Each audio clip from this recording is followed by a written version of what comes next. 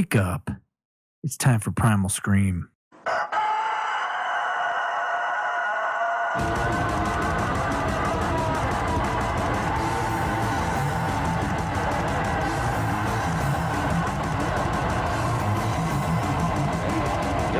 right, welcome back to the Primal Scream. I'm Matt. I am Todd. And today we have two comedians with us today. Normally, I can barely handle one. Okay. Normally. But because James Facebooked me and he friended me, thank you very much for that. No problem. That's how I feel about tequila shots. So normally I can only handle one. Anything more than that, I can't handle it. We got Big Dale Hilton.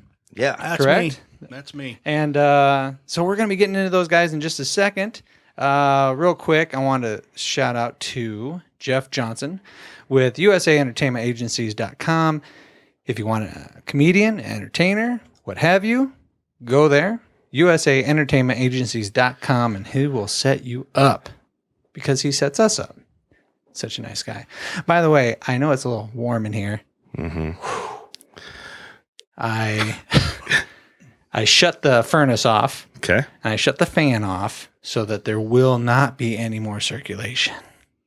So now in the summertime, it's going to be a sauna in here, or what? And that's what we want is lack of circulation. There you go. Lack of circulation. Sounds like a great idea. I can't stop it from blowing hot air.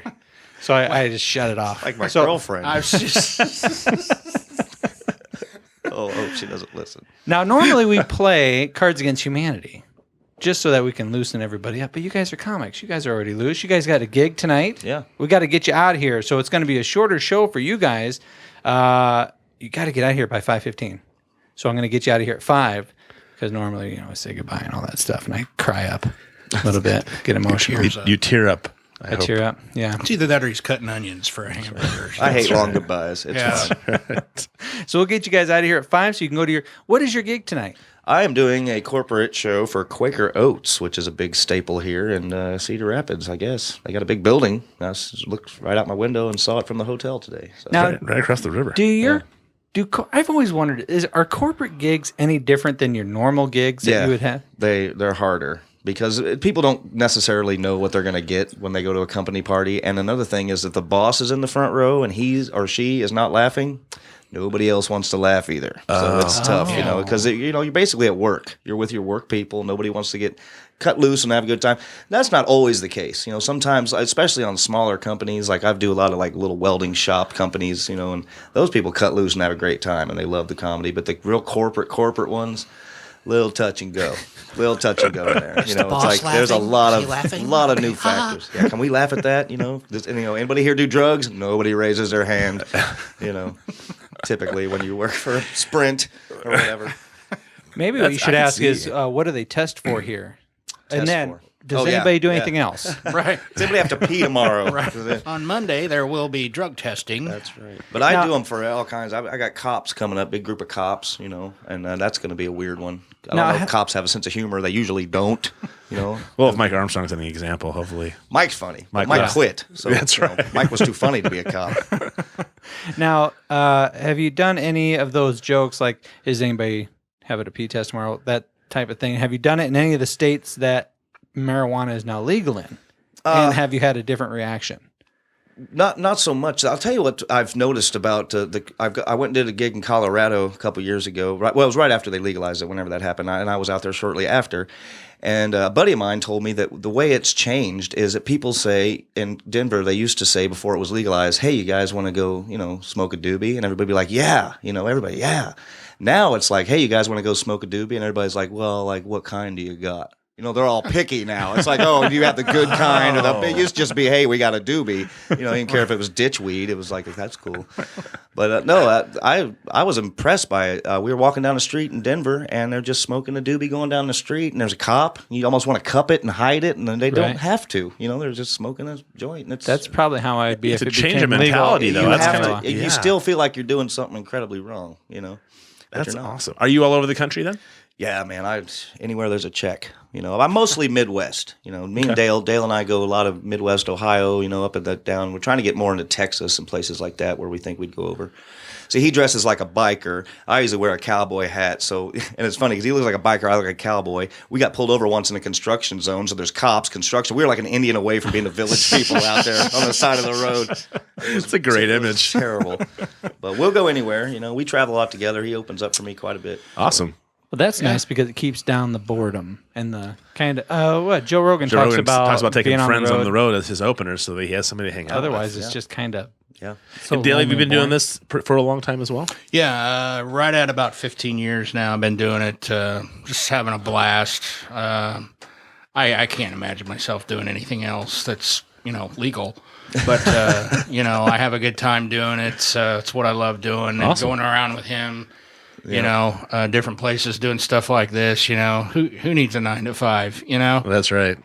Now, I was supposed to ask you guys, what is possibly, now don't give me any club names. I'm sure you don't want to drop any club names. I will.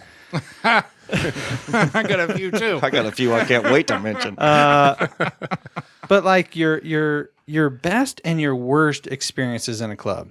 Oh, boy. I'll do best, and I'll let you handle worst because I think our worst is the same one. Yeah, I'm pretty sure because we were together on that gig. Yeah, it was. I would say 95% of the clubs I work are great experiences. I love Crackers in Indianapolis. Great people, great room. I've heard that's a nice place. Awesome room, and I'll just do a little bit on the worst. I'll let you tell the actual story. But the ones that really irk me, the ones that are like these little small towns that have a comedy night in John's Sports Bar or something, and you roll in there and you're giving them your best show, and they're rude. And I mean, this place isn't even on the map. It's just some little one-nighter you pick up. It's like you guys are lucky anybody pulls over to do anything for you here. You should appreciate. I don't care if I'm juggling, oranges up here. You should be at least respectful to a guy that like don't talk when the comics don't talking. Turn off the pinball machine. Turn off the football game. The dartboard. Yeah. Wow. The one that we did. Tell them about Newtown, South Dakota. This was North Dakota. North Dakota. This was the bad one. Newtown, North Dakota, is the next stop next to hell. Yeah, it's about an inch from hell. Yeah, it's the last stop. Just the outskirts. And so it's really close to my ex-wife then. Is that what you're saying? There was a coldness about it. Yeah. Yeah, Newtown was very interesting. It was we ended up playing. It was an Indian reservation, and it was at an Indian casino. That's pretty much what they all are now. And we get there, and what the cool thing about that was they handed our money right to us when we walked in the door, which always helps if you have your money in your pocket. That helps. Yeah, that's to be funny. Yeah. But the place was obviously loaded with Native Americans, and that's all right. But no one would sit in the front at all, and there was a giant dance floor. There's a dance floor, and we're talking 100 feet, hundreds of feet. I was thinking 20, 25 would be rough. Between you and the closest person. Well, maybe not 100, but they were back there. They were far away, and they would not scoot up front, and so they offered free alcohol to anyone, and all these Native Americans, free alcohol to Native Americans just to sit up in the front, free fire water. And they still would not move. They did not want to hear us. They did not. They didn't want to sit up front. They didn't want to laugh. We'd tell a joke, and we'd hear the slot machine go off. Did I win $5 on that joke? It was brutal, and we had to do full time. Yeah, they would not. Why did they book you if they knew that was going to happen? We've asked ourselves that every day. It didn't last long. I think it closed down a couple weeks. It was one of those places. I think they were just trying to see what would work. If they were trying to bring in an entertainment of some kind, and it was just a tough room. They had a huge theater, but they didn't put us there. No, they put us in this corner where there's like slot machines and a Mr. Microphone. And so that's kind of how we had to do that, and we had to do our time. Yeah. And what was funny about that is no one laughed, no one moved up there, quiet. You tell a joke, you hear the ice machine come on, and then after the show was over, they're like, "You're kind of funny. We liked you. You're funny." Really? Really? Have you ever heard of laughter? Do you know what that funny movement is? I don't think. Is it a cultural? Do you think it was a cultural thing? If they told you you're funny, no, they didn't even want to hear us. They didn't want to move. They just they acted like we were bugging them, and I don't think you would and I talked about that show for like 2 days after. Yeah, like, don't even mention it. So like I need time to heal. Flashbacks. Don't bring it up. You know? I need some closure. Now, do you think it was the type of room? I mean, the actual structure of the room, how things were laid out, and that's why people didn't feel like they could cut loose? Yeah. The comedy audience is a fickle beast because you can tell a joke 10 times in a row, 10 different cities, and it'll rock. Yeah. And then you say the same joke, move an eyebrow the same way, inflict a joke, and they will look at you like you're speaking Swahili. It's like, really? And I don't know if that's what it was there. We walked around, if you remember, later the next day, and they had this beautiful Indian Native American artwork and, pottery and blankets. And I went to take a look at one of these blankets, and it was just beautiful looking. And here it is. I'm thinking it's an Indian blanket, but I look down and it's made in India. Yeah. And, okay. Yeah. All right. Maybe we should go. Guess we weren't the only frauds in there. Right. How long is your average time you have to be up in front of a group of people? Is there an average time? Yeah, my standard set, for regular shows, is 45 to an hour as a headliner. Dale usually does 25, 30 in front of me, and I've had 4 people at a show before. And 2 of them get up to pee, and half your crowd just left the room. Right. And these owners of these bars and stuff will be like, "Well, there's not many people here tonight. Just do 50." 50 minutes in front of 4 people is, you might as well just sit at their table and tell them stories, Although some of the best shows I've ever had have been for really small crowds, a small crowd doesn't necessarily mean it's going to suck. Most of the time it does, but right. You can have some fun with them if they're in the mood. I was going to say, Sarah Silverman did her latest HBO special at some place in LA that only seats like 38 or something like that. And a lot does have something to do with the way the room's set up. If you're all these big funny bones and improvs now, they're like a theater setting, right? They're nice, but I remember the old smoky clubs, Penguins here in Cedar Rapids, when it was underground, low ceiling, people crowded around the stage, and you get that energy going. You don't get that going in a big place, it's just not the same. But once you get that in a small place and people packed in, and one person starts laughing, it's just contagious, and it's just a lot better. It's more vibe. intimate. Yeah, it's way more intimate. So, I listened to Adam Carolla talking about doing stand-up, and he talked about doing 90 to 100 minutes, and I was like, oh, I don't know if I have that much information. And to doing talk 3 about. sets, because he would leave, he'd get booked for a show, leave, and then say, then he'd get another call and, hey, do you want to do another set? It's full. You want to do another set? Yeah. yeah, I do. That's money in my pocket. That's more money. Okay, well, that one sold out. Do you want to do another set? And he said that happened 2 days in a row. He had 3 90-minute shows. And before he knew it, he was just like, I don't remember what I said. Yeah. What did I just say? But 45 minutes sounds like I would enjoy that, to sit and to listen to somebody. Well, most of the time that's because they got to get the waitresses home, and on Friday and Saturday, you got to get ready for a second show. So, they keep it pretty tight. I typically can do. When I was touring with Cable Guy and Foxworthy, those guys would do an hour 15, hour 30 every night at these theaters. They give them a good show. I do about 20, and then they do an hour 15, hour 30. So, when you get to that level, you got to deliver a little more, hour and a half, something like that. But if you have that many people, geez. Oh, yeah. That's crazy. Hey, real quick, we skipped current events. What is that? I closed is there them all. anything I at all? closed them all you down. Closed it all I closed down? it all down because just off the top of your head. You were going. You were rolling. So I know. I started right in on them, didn't I? That's okay. I apologize. What's happening? Do you remember anything at all that's current? No, I don't. The guy from Slipknot got stabbed in the head by his brother. They're from Iowa. They're from Des Moines. Yeah. I don't know if that's current events here, but they're from Iowa. Why in the hell did he get stabbed in the head? Apparently, they were both intoxicated. No. And I know, not Slipknot, but one of them, they got in a fight, and they're both in the hospital, and they're going to be okay, but... You brought up current events. That was the first thing I saw. Right. I didn't catch that on MSNBC. Somehow that didn't. No. Yeah, I might have seen it in USA Today. Dale looks at different websites.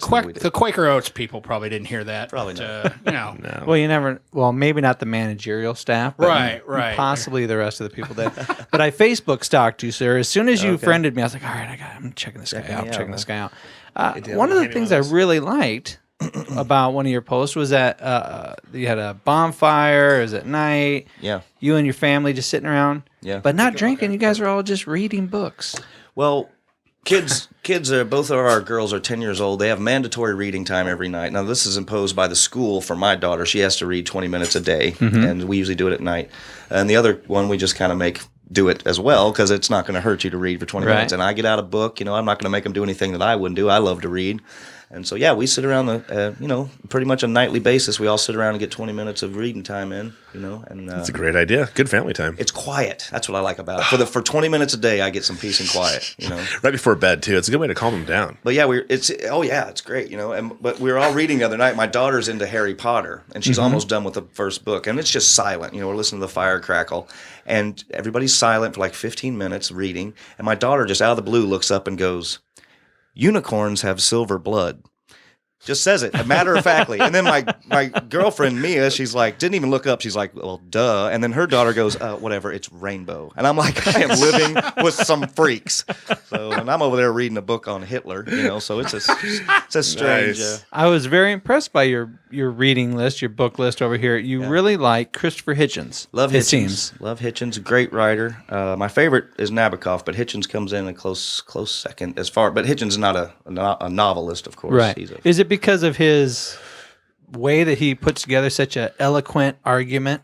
Oh, yeah, definitely. There's not much I can't say about Hitchens. I love the way he talks just because he's British. And, he's an atheist, which I admire and respect that and his beliefs. And he has a lot of important things to say on a lot of different subjects. It's not just his atheism that attracts me to it. He's really an astute, very well-educated. I think he's one of the leading intellectuals we had. And I think we suffered a great loss when he died. So I totally agree. I used to read a lot of Andrew Sullivan, who's out of New York. Yeah. And due to health issues, I believe he stopped his whole entire... I didn't know that. His whole blog in a 1 week period, he shut the entire thing down, and he was making $50,000 a week, something like that, with subscriptions. I like Andrew Sullivan too. I've seen him and Hitchens on I think it's some C-SPAN show a couple of times, and that's fun to watch. And they're just the stuff their points of view are just, even if you don't agree, they're very interesting. It gives you some food for thought. And they're bright. I mean, you listen to them talk, you're like, okay, I can see your point on that. Doesn't begin to touch it. There'll be sentences of Hitchens I have to read 3 or 4 times. I'm like, wow, that's just cool. Well, I think what helped me with Andrew Sullivan in particular was instead of being in that as a young man being like only thinking one way and only seeing one perspective and saying whoever doesn't think this way is somehow wrong or ignorant. He gave me light into thinking. I think Joe Rogan does the same thing for me. They're like, well, just think about it this way. Yeah. And then it helps me see a perspective. I'm like, okay, I get my foot in the door thinking that way. Then I can say, like you said, I may not agree with everything somebody says, but I can certainly see your point of view and be understanding about it. And that's why I think Hitchens does that too. Well, I love having the discussion. I think the religion discussion and the faith is an important discussion to have. But I also, Dale's seen me take it a little too far a couple times. I've been thrown out of a couple bars for saying what I think. I won't mention all the Red Bull, Jaeger bombs. There's been a few nights I should have maybe kept that under my head. Sounds great. But the thing I like to refer to it, especially among my religious friends, as just a happy disagreement, and I like to talk about it. It's an interesting subject. I don't want to argue. I'm not trying to change your mind. I just want to tell me why you believe what you believe, and I'll tell you why I'm not so much on board with it, or why I think that it's. Do you ever hear a different point of view, though? Oh my God, every day, on Facebook. I mean, I post a little atheist cartoon or something, just something cute and funny, or something. Maybe even making fun of religion a little bit, like a funny sign that the church has out front. But every day, if I post something anti-religious or, to point out that I'm an atheist, I've had people leave my Facebook page. I can't put up with this, But every day in my feed, please pray for Aunt Martha. Her spleen split out her butt or whatever the hell happened. Please pray for my dog or, prayers for Aunt Cindy. And I don't say a word. That's fine. Right. It doesn't bother me. But I've had people say, I like you. I like seeing pictures of your family and stuff, but I can't deal with your... I just meant more like the conversations you have with people. It's pretty much the same conversation in my mind of like, well, I mean, I still get the exact same thing, and we used to get when we were at the same church together with some friends. It's like, you guys just don't understand yet. You're just babies in the faith, and you haven't been in there long enough. And I was like, well, now I'm over 40, and I spent a little time thinking for myself, and I'm pretty sure I'm solid without any belief system in that sense. Yeah, I always had a hard time with that group because they would say, "I'm really glad you're here, Matt. I'm so glad you're here." Well, the only reason I'm here is because I got a divorce. Oh, well. You know that, right? Yeah. Because if I was still married, I wouldn't be here. Right, I'd right. be drinking and having sex with my first wife. Bless her heart. Bless her heart. But I got a divorce, and I'm pretty sure you guys don't dig divorces. And they're like, oh, no. Yeah, we're having a hard time reconciling that. I don't know. But I find, I'm not down. I think religion. I'm not going to get off on a big religious topic here, although I could. But I find religion endlessly interesting, and I'm not just talking about Christianity. I'm talking about all of it. I mean, I think I hate to say this, but I know a lot more about the Bible and probably the Quran than most of my religious friends. I've read them. I went to Catholic school. And it's just funny how why I had it drummed into me. I always got seated under. They had the Stations of the Cross around the church. I always got seated under Jesus falls for the third time, which I think is a metaphor for my life. It's like third time you fell, get up, come on, great. we got to kill you. I almost feel like when you're arguing a point, it forces you to study it. Because you're going to say something, and you're going to have the normal, the state of the, what is it? Just the run-of-the-mill generalized opinion, and they're going to say, oh, yeah, we'll prove it. Well, come on. There's some really terrible things that was said in the Bible, and, oh, yeah, like what? And then you actually, and if you don't want to look like a dumbass, then you're like, okay, well, I need to read that. Yeah, in Corinthians, it says this. One of the things I think was cool about Hitchens is he said, and this is true, there is no way to decide these matters finally. I can't prove God doesn't exist. You can't prove God does exist. Nobody knows. Everybody who knows if there's a God is already dead, and they're not saying nothing. So, I just don't like to see the damage that it does in the world. These ISIS and all this, and these caliphate coming back, and that stuff's scary to me. I got a little girl in this world, Right. I don't know. And it's just, I think it's unnecessary. Well, I think Native Americans, they call it the Great Mystery. Yeah, Yeah, that is kind of the cool. That's all it is. really That's is. a good way to look at it. Yeah, I love that point of view because I think there's a lot of religions that hold a lot of extremely similar belief systems, and yet you call them by a different name, and all of a sudden, no, wait, I'm Methodist and you're Catholic. We can't get along. I'm pretty sure you're studying from the same book, aren't you? It's the same goddamn book. Yeah, I probably should. What's the old joke? A priest, a rabbi, and a mullah walk into a bar, and the bartender says, "What is this? Some kind of freaking joke?" That's my favorite. Religion, whatever. But believe what you want to believe, I say. there you go. Now, Dale, Yes. sir, you do a lot of bike rallies. Yes. ya? Yes. Well, How's you do need God. Yeah. Speaking You of somebody who needs God, Good to have God on your side. Right. On that game. You need some help at those things. is that more entertaining? Because are they just really wild? I haven't yeah. been to one. Is it something that I would need to really see to appreciate, or is it kind of they're fucking wild? They get wild. They get crazy. When I've done Sturgis, and it's like and it's always the first week of August, and whatever day you start out, it's like that first day, it's just mellow. No one's doing anything. It's quiet, and the first time I was there, I'm like, it's like 2 days into it, and nothing has gone on, and I'm like. What is, you see the magazines, the Easy Rider magazines, and you see the shows and Sons of Anarchy, and you're like, where's the party? Right. And the minute I said that, boobs, it was just raining boobs. It just, boobs came out of some boobs you didn't want to see, but it was a thought that counted. Okay, that was nice, Grandma. Could you put those back in your sock? But it does get crazy. The one incident I'm talking about, I'd mentioned, where's the party? And then boom, it was like that. And then it was just chaos after that, but in a fun chaos. They brought a guy, he goes, watch this. He was one of the band guys. He's got his guitar. It's hooked up to this incredible sound system. He's just wailing on the guitar. Wah! I was emceeing for a bunch of bands. And I did that, and this guy brings out his guitar, he's wailing on it, lays it on the ground, still hooked up to the sound system, and this other guy brings his motorcycle over, drops the back tire on it, and does a burnout on the guitar that is hooked up to the sound system. Whoa. That was the loudest thing I've ever heard in my life. I bet. It was beautiful. Like the gates of hell. Oh, yeah, it was awesome. And then after that, it was just party central. Yeah. You might be able to get a joke in every now and then, but really, you just get up there and go, "Who's drinking?" And then you got 400 bikers. Yeah. So there's my joke. Is that easier or harder as a comic? It's harder to get out your written material if you have something written down and you want to plan on doing it, forget about it. It's going to be really hard to get to. But if you're just winging it, man, you can have a blast. I had where we were at the Side Hack Saloon one year, and right out in front was a stoplight, and we had a cordless mic. And again, the sound system was amazing. And I had it queued up to the door guy.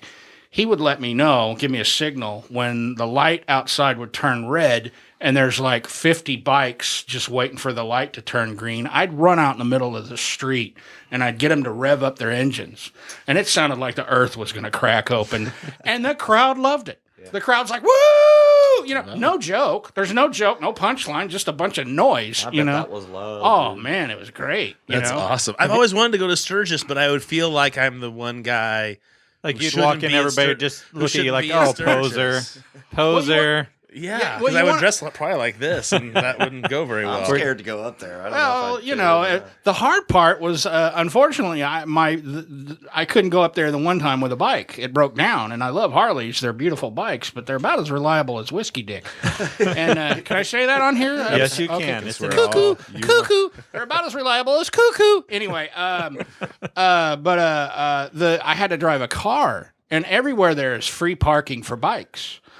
There was no parking for a car. They had to clear the spot, and there was, for some reason, I don't know what it was, there was an underground spring or something right where I parked. So every day I would get out and step in mud. And so I'd be doing my show, and I had these cool boots, and they'd always covered in mud no matter what I did. And they were like, this is the only place you can park. Wow. And so that was hard to do if you had a car there. The real parties out in Sturgis are in the campgrounds. If you go in the city limits, it's Disney now. Right. You got the little kids in the Harley shirts and all that, and the little girls wearing the Hell's Angels thing. I don't know why they do that, but that's silly. But if you go out into the campgrounds, that's where it's wild. Oh yeah, that's the debauchery ensues. And debauchery on motorcycles. That's where they open the saddlebags up. Right. That's what we brought for party with. Right. That's right. Yeah, but we would like to get in and do it together. We got this idea, Dale and I. We want to do cowpoke and softail is our little team thing we were going to do. Mm-hmm. And I'm a cowboy without a horse. He's a Harley rider without a bike. And I think it'd be good on XM or something. Listen to that. I think it'd be great. Hint for those if anyone's out listening that wants to give us and if you're listening from XM, that's right. Yeah, Matt and Todd have a couple great ideas too. Hey, we get out there once a week. We're out there. We'll go on after you guys. Right. We go on after us. No. We'll go on No. We would have to open for you because you would crush it, and then we'd step in, and then it'd be like, oh, let down. It'd be like NPR. Today we're talking about planting potatoes. Well, I'd listen. Now I was excited about like this NPR. last podcast. We talked about sacred geometry. We had a guy in talking about sacred geometry and all. Have you ever heard of sacred geometry before? Like Stonehenge? Is that like a little bit? Yeah. I plead the fifth on that one. Okay. Alien. Geometry, that's math. It's math. It's shapes. Angles. Yeah. I'm with you. I walked in cold. I had no idea what it was about. So. I do have a GED, and when I got it, I thought it meant good education, Dale. So that's where I'm at on my intelligence level. Buff, but what do you mean ancient geometry? Well, sacred geometry is it's math and shapes that have come to be. They found them out like way back in the day. Sumerian texts have these angles and things that helps the ancients with building the pyramids, and understanding the galaxy and the stars and figuring out the diameter of the Earth. Before you're thinking, hey, well, I don't think they even went across the water. How do they even know it was a ball? Exactly. So we have you guys, but last week it was so sacred geometry. The guy very very sweet guy. Yeah, very sweet guy who was sitting in your chair was saying it's just really fascinating. I get really excited. When I get really excited, really excited. It probably is. If when you're I into add it. when I add these numbers together, what happens is it creates a torus. And Wow. Todd's over there going, are you talking like a bull? What are you talking about? Is it a torus? Because you're showing me a donut. Are you talking about a donut? Or are you talking about a bull? I don't understand what you're talking about. It's like it's the same thing. Did he just come back from Colorado? Was he hopped up on the? It's funny. He was a great guy. It was just really caught me off guard. I had no idea about it. So that's one of the good things about this podcast. I get to meet people like that because I never would have known anything like it. The rectangle is a holy very religious. Well, I It is, as a matter of shape. fact. You're joking, but it actually is. The rectangle? The rectangle has some kind of mathematical Well, no, thing it's, to it's it. not the rectangle. I was just. I know. It is a octagon rectangle. or I It is a apologize. rectangle. The one thing I'm holding hectagon? on to. The one thing you hold on. Well, I watched it can be interesting. I watched a thing on Stonehenge the other night on YouTube. I'm looking for something. I've been through all the conspiracy and the UFOs. So I'm like, okay, Right. Stonehenge. And a lot to it. They if you look through it through the right way, and the longest day of the year, the sun comes right down. They think of maybe some kind of a calendar. Most people don't know what it was for. Sure. Right. I mean, they may have slapped a roof on it and sold funnel cakes out of that bitch. I don't know. But the thing is, those rocks, the thing Quaker that Oats. interested me, the rocks, those giant, some of them weigh as much as a train engine. And they came from 200 miles away. That's as close as they can find these rocks to Stonehenge. So they're trying to figure out how they got these rocks there. All I know is that those druid chicks must have been hiding the candy because, you don't usually drag 2.5 ton rocks around if those chicks aren't hiding the nookie. There you go. So I guess if you ain't getting any, you turn into a stone We're stack not putting of out moron. until you get that rock. From where? 200 miles away. That way. Just keep walking. Let's go, Matt. The theory is they brought it down the river, but I don't even know how they did that with ancient technology. Wow, because we've heard the same thing about all fucking Egypt. crazy. It's like they somehow floated them on mud. He was talking about how they built like like a almost like sled. dikes and float them in that from this quarry to the pyramids. Right. It's like, geez Louise. I don't know. I heard big ramps. I don't know. Who knows how they I did heard it was a sled, and they would wet the sand and then just kind of scooted it. Right. See, Dale, you know Yeah, what we're talking see, about. I'm You already caught up with me, so good for you. I feel real smart all of a sudden. That's what we're here for. Todd's like, oh shit, that didn't make me feel very good right there. I'm pretty sure somewhere in there's a slam. I don't know how they did it. That's just amazing stuff. And I had no idea people got that interested in finding out the science behind it. Also, it's cool. I didn't get a chance to ask you guys. Do either one of you?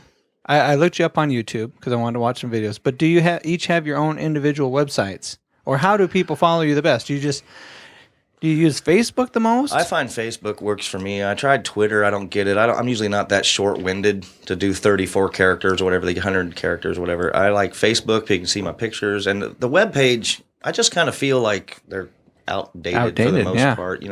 People want interaction. They want social stuff. Do you have a site, Dale? Do you have a web page? Not anymore. I'd rather just interact with people, and I do my face. I just get on Facebook and goof around. I've actually gotten more response out of that than I ever had a website. Well, it seems like Twitter and Instagram now are almost it's almost like the mobile, faster way of doing Facebook. Well, some Russians hijacked my Twitter. And I hadn't been on it a month. I just didn't use it that much. And apparently somebody swiped my domain name, and I go on there, it's like Russian massage parlors. And I thought, well, that's funnier than Sweet. anything I'm going to put up. So well, you do give a good happy ending. that's I will. right, You have the Real Genius website. Is that the one you're talking about that you don't? I have a website up. It's got some old clips on it and stuff. But for the day-to-day stuff, go to my Facebook page. I'm on there. I'm making jokes. I do have a Rural Genius Facebook as well. I just feel like it's instant. Sure. That's one thing I feel about this new technology. Everybody wants instant. Boom, boom, boom. Even your jokes, they need to be topical, quicker than they used to be. And just talk about Bill Cosby or whatever's in the news that day and make a joke and move on to the next. Because people have got this short attention span theater going now, on. is there anything that you won't joke about? I'm kind of with Carlin on that. I heard him say one time, there's nothing a good comic can't make funny. It's the way you look at it. And I don't think any words are off limits. It's the way you use them. It's the way you say them. It's the point behind it. I hear a lot of stuff that's just gratuitous or stupid, that people say, and just trying to use the C word or whatever they want to do to make shock people. Yeah. But I think if you do it correctly and you do it in a smart, funny way, no, there's really not too much off limits. There's some stuff that you just know. Like if I go out on stage and I do a joke about how bad my brother drives or my dad, okay, everybody can get in on that. I'm making fun of me, kind of. It's my family. Sure. If I go out and say something about Republicans or against abortion or whatever, Now you've you start immediately divided alienated. your crowd among Right. those lines. So you're gonna have. So I like to have a little both. I don't promote a lot of my own personal political or religious views on stage. I'll poke fun at religion, a little bit or something, but I don't try to. My theory is that people that come see a show are kind of there to forget about their stuff, have a good time, laugh. Mm-hmm. But I've also had comics tell me, you're the court jester, and the only one who can make fun of the king was the court jester. It's your job as a comic to point at the powers that be and draw them out, and there's something to that too.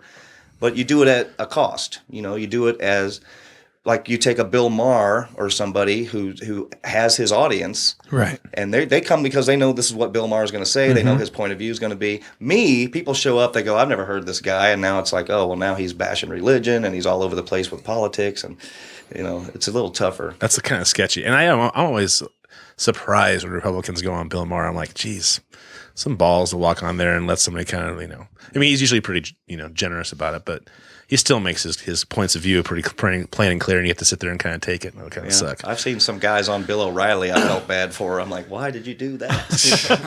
Yeah, for sure. You're going to get slammed on that show. Yeah. Dale, what about you, sir? I stay away from certain. I'm there to make people happy. There's just so much crap going on in the world that, and a good comic can make crappy stuff funny, but sometimes you just got to steer away from it. I stay away from certain words.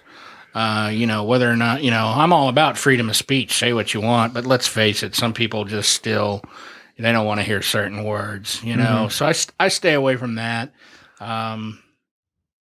Rape is not funny at all to the women, but I mean, just, if you can make that funny and you can make them laugh. I used to have a joke. I used to have the joke with the C word, and I would, instead of that word, I'm going to say Helen Hunt.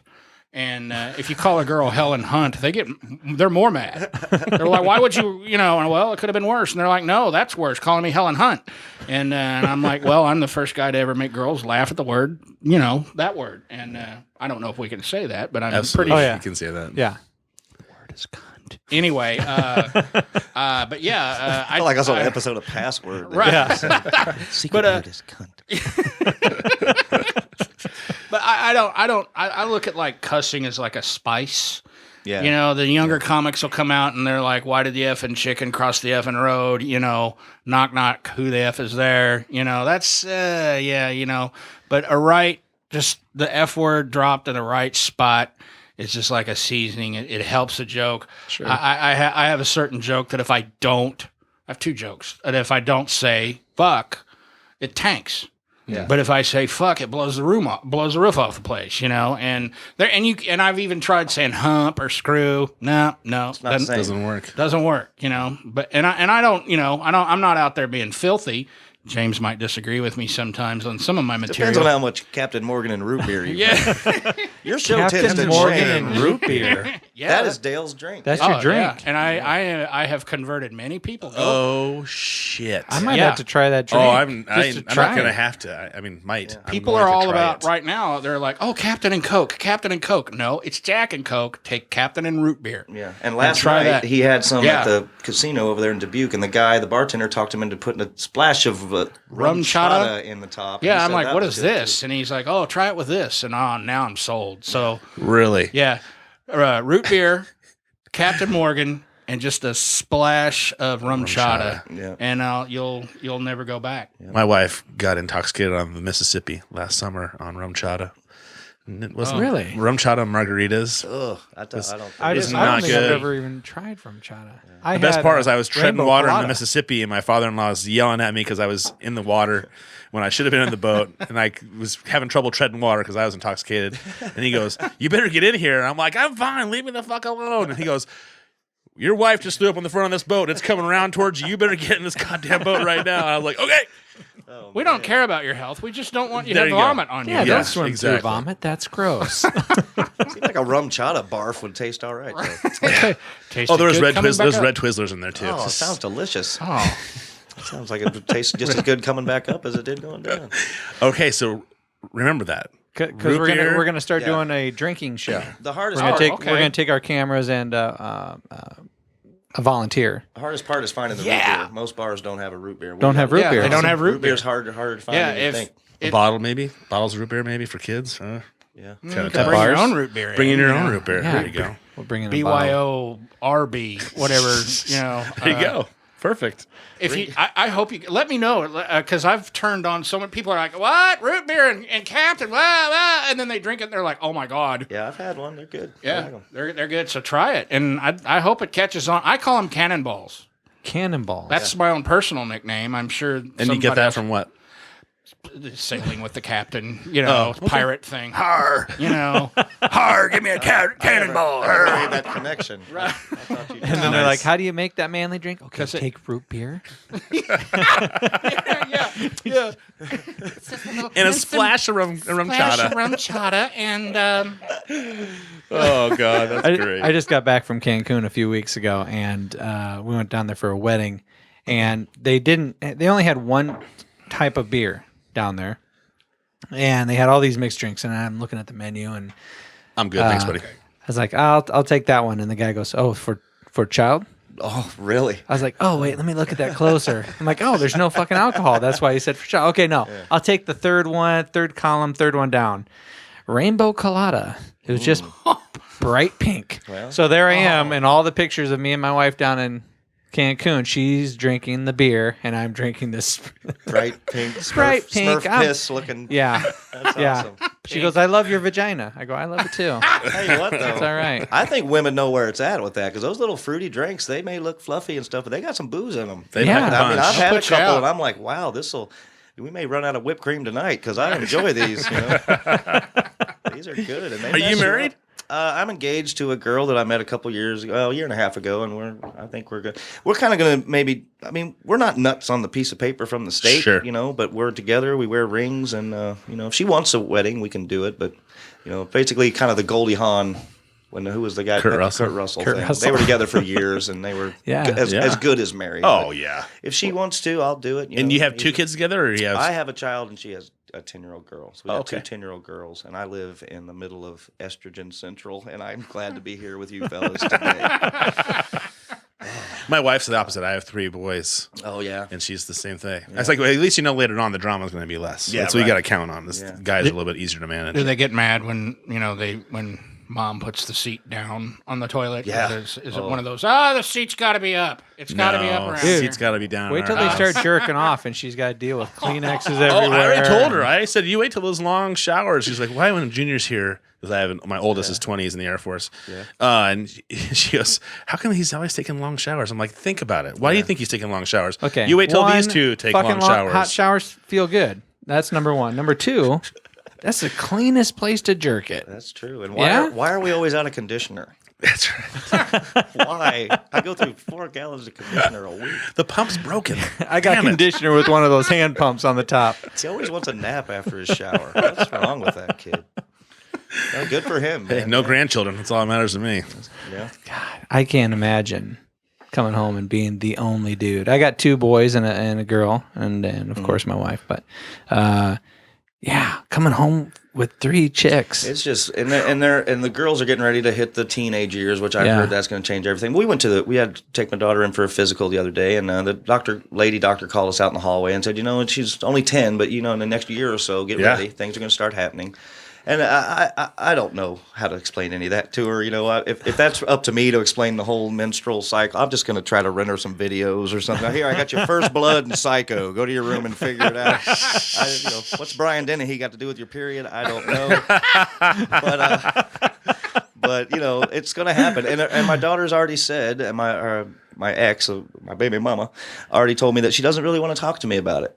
She wants to deal with mom or my fiance now, and that's fine. That's fine with me, and that makes more sense because I'm not going to be able to tell her anything. I'm just going to know. All I know is there's about 5 days a month that I'm going to want to stay away from all of you. Yeah. because Going to rent a room somewhere. Crazy. And Lord help you. Hopefully they'll all be somehow.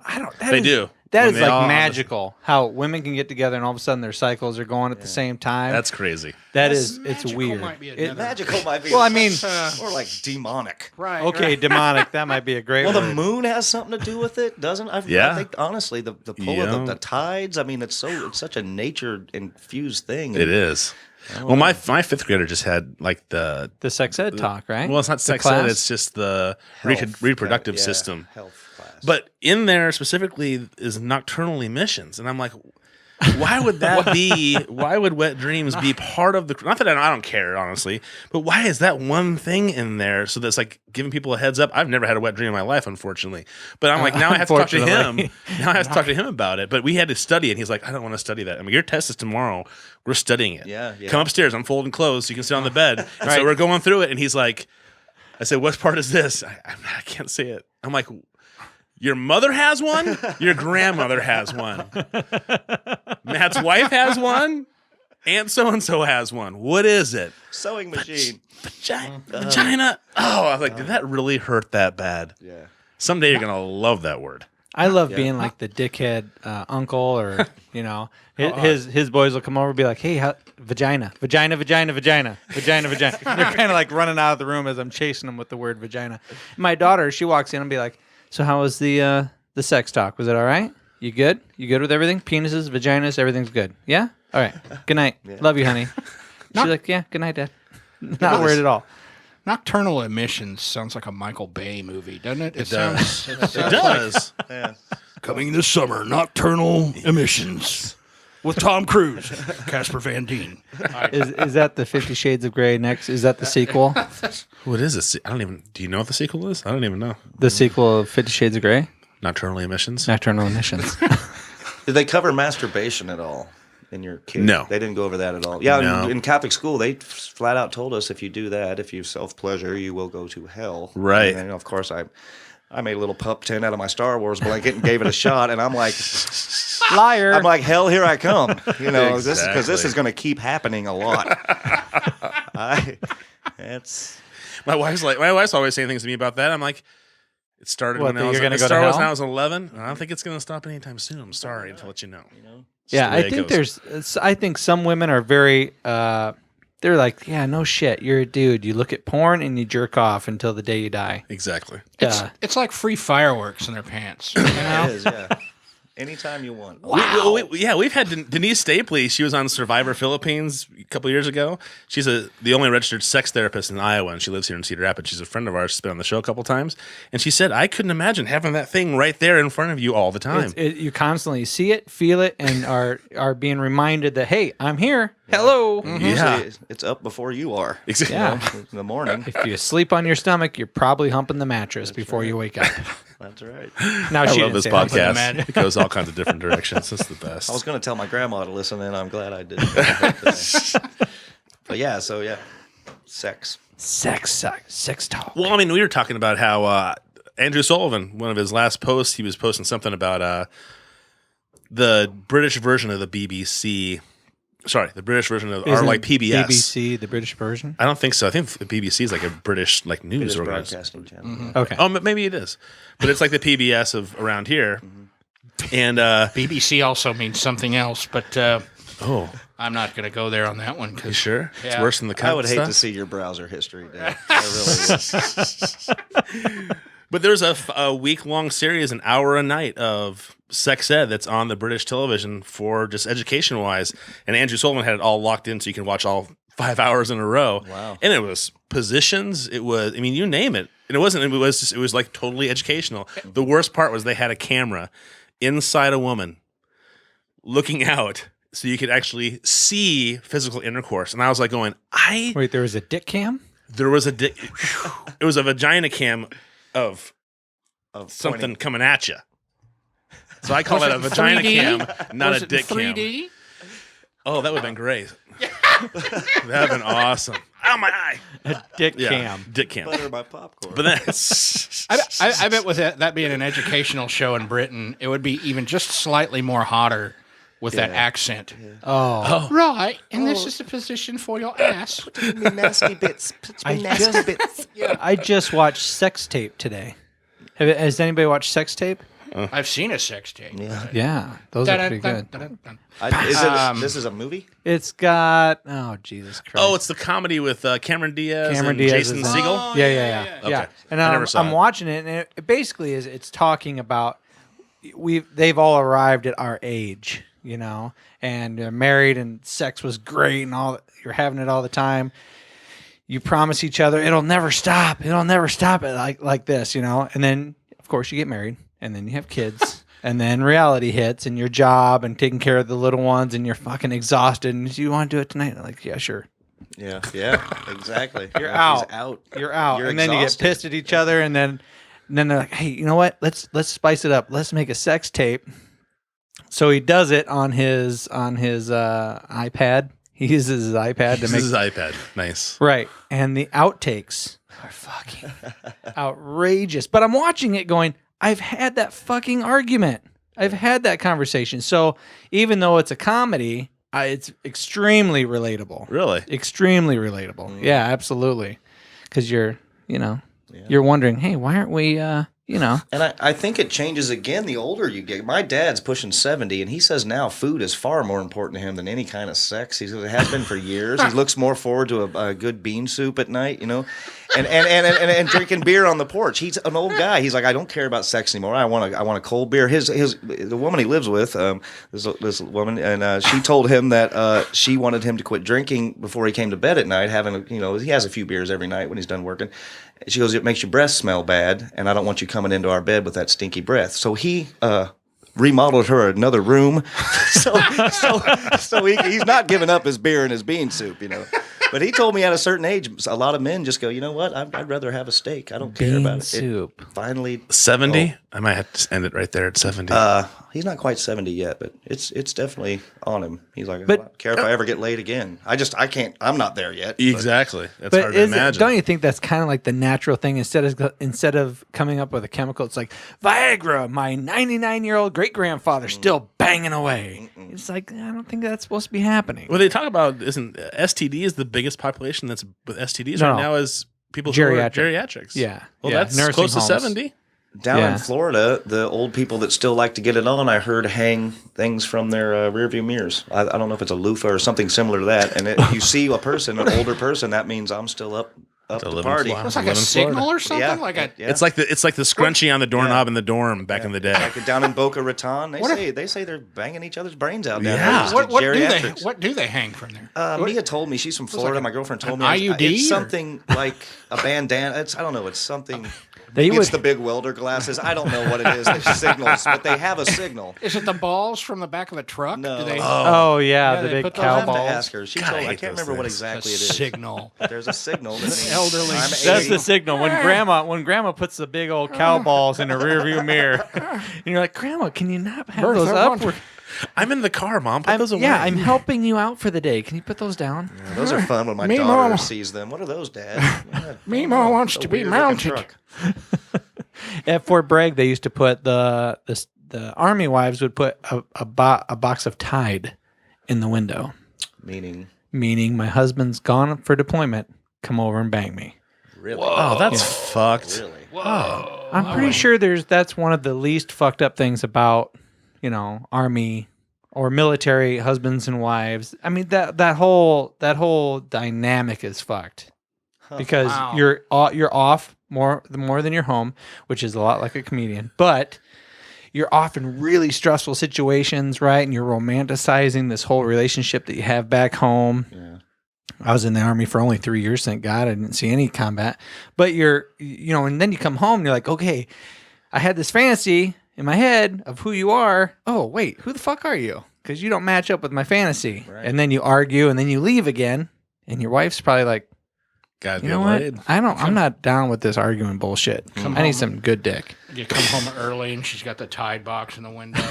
It's a little different from comics, and most of us can't afford a box of Tide. Right? It's a low budget, surf. I'm just looking for a handy behind a Hardee's. Is that Amway in your window? Hey, you're gonna buy it anyway. You might as well make money doing it. Have you heard that? Have you guys gotten sucked in Amway ever? Have you ever heard the speech, the Amway speech? No, Never. no. Well, I've I'm had familiar pyramid with. scheme type stuff. Yeah. I don't know if Yeah. it was Amway, but I yeah. know what you're talking about. Yeah. I got sucked into that shit twice. Once when I was 18 and I didn't know any better, and then once when I was in the military and I did know better, and I was just like I was on the cusp of doing something stupid. Like, yeah, sign me up. I want to be a fucking triple diamond, whatever. and then I got my senses back to me. But yeah, man, that Amway shit I can't believe you guys have never I remember. I mean, I've heard of heard Amway, but hearing about. I don't know if anybody really tried to lure Sell me you It in. was on the it? first official pyramid scheme kind of program. it was Amway, and I got invited to a guy's house who used to try to beat my ass in high school. It was like 1 year out of high school. He invites me over to his house with his girlfriend or his wife at the time, and I'm thinking, why exactly is Kevin inviting me over to his house again? I'm the only one here. Why am I the only one here? And why is everybody else in a fucking suit? This is really, really weird. And then they get out this dry erase board, and they're writing diagrams. Hey, are you excited? No one's fighting right now, so yeah, it's a pretty good time. terribly I'm confused. confused. I don't know if I'm excited. Do you buy laundry detergent? I'm 19. Your wife sure does. Because of the window. All right. I had a guy come over with a Kirby vacuum cleaner, and these are expensive. The big metal, hell the yeah. Frankenstein, They're and, awesome, free demonstration. And I'm a sucker. I'm a young guy. Just got my. And he starts doing my floors, and he's like, "What's the dirtiest part of this house?" And I'm like, "I don't know, the garage floor." He's like, "Nope." And he takes me upstairs, and he pulls the sheet off my bed, and he sucks, dead skin and toenails and shit. And it was nasty. But he basically did a demonstration all over my house. He cleaned half of my house. Right.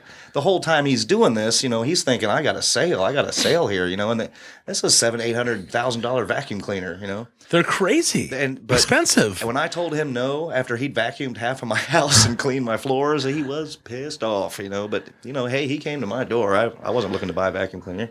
Yeah. You want to show me how it works? Fine, but I don't want one. Good practice. How come vacuum cleaners don't use the ad slogan, "Our vacuum cleaners suck"? Dyson. That That do they? Well, not That would be exactly like perfect. that, but they should. That would be perfect for them. That's what I was thinking. If I saw a vacuum cleaner and say "ours suck," I'd be like, "I'm going to buy that one." It would be great if you had like a porn star with a vacuum, and she's like saying something like, "This vacuum Holding a Nickelback sucks." album. Everything in this picture sucks. But you want to know what sucks more than that? This year's Kirby vacuum cleaner. That's right. What sucks more than Nickelback? Well, it's like, Kirby. Volvo used to say things like, "We're boxy, but we're safe," or something like. They used to make fun of the way their car looks, so that makes sense. You could use that same slogan. Yeah. It seems like a no-brainer. Yeah, to me too. Just too much. Kirby vacuum cleaner. It's just, I have one. I inherited one from like A Kirby? a grandmother or something like that. Because they've been around for a long They're time. great vacuum cleaners, but they're expensive. I could not imagine spending that kind of money on a vacuum cleaner. Now that you're getting older, your ideas of sex changes. Your jokes change as a comedian.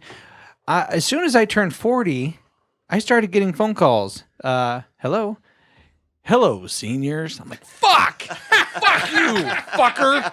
I slam my cell phone down. That just pisses me off to no end. It's just an insult right away. Right off the bat. Hello, seniors. God damn you. I don't even know. To this day, have no idea what he's trying to sell me because I immediately hang up. Yeah. Just hello, senior, gone. And see, I didn't even get it until you started seeing how mad you were. Because I was thinking maybe like it was a high school, like you're a senior in high school or something. And I didn't even get the fact that you're talking about how old you are. I'm like, I'm fucking bald. Yeah, I get it. I'm old. Hello, seniors. Fuck you. How old are you, Dale? How old are you? I'm 45. I'm 43. So, and I'm 43. doesn't bother me. 30 bothered me more than 40. Yeah. Oh, really? 30 was a bit. I think you lose your 20s. It's kind of over. You're like, man, I'm 30. But 40, I was like, well, now I'm slipping into this kind of comfortable. But it had something to do with the fact that when I turned 30, I remember my 30th birthday, I was in a little town called Sequim, Washington. Washington State. Sequim. I'm alone. I'm on the road. I'm lonely. I've been doing these hell gigs at these casinos. A little old Eskimo lady bought me shots all night and got me drunk off my ass. And I woke up hungover. And that was my 30th birthday, and I'll never forget it. And it was miserable. Squim. I'm with you. 40 was good. There was 40, like, Bob, oh, you're you turning know. 40? Oh, I'm sorry. I'm like, this is the best. Yeah, 40's I'm not bad. smarter than I used to be. I think I'm a little more. I don't know if it's necessarily the low-key. best, but it's not as.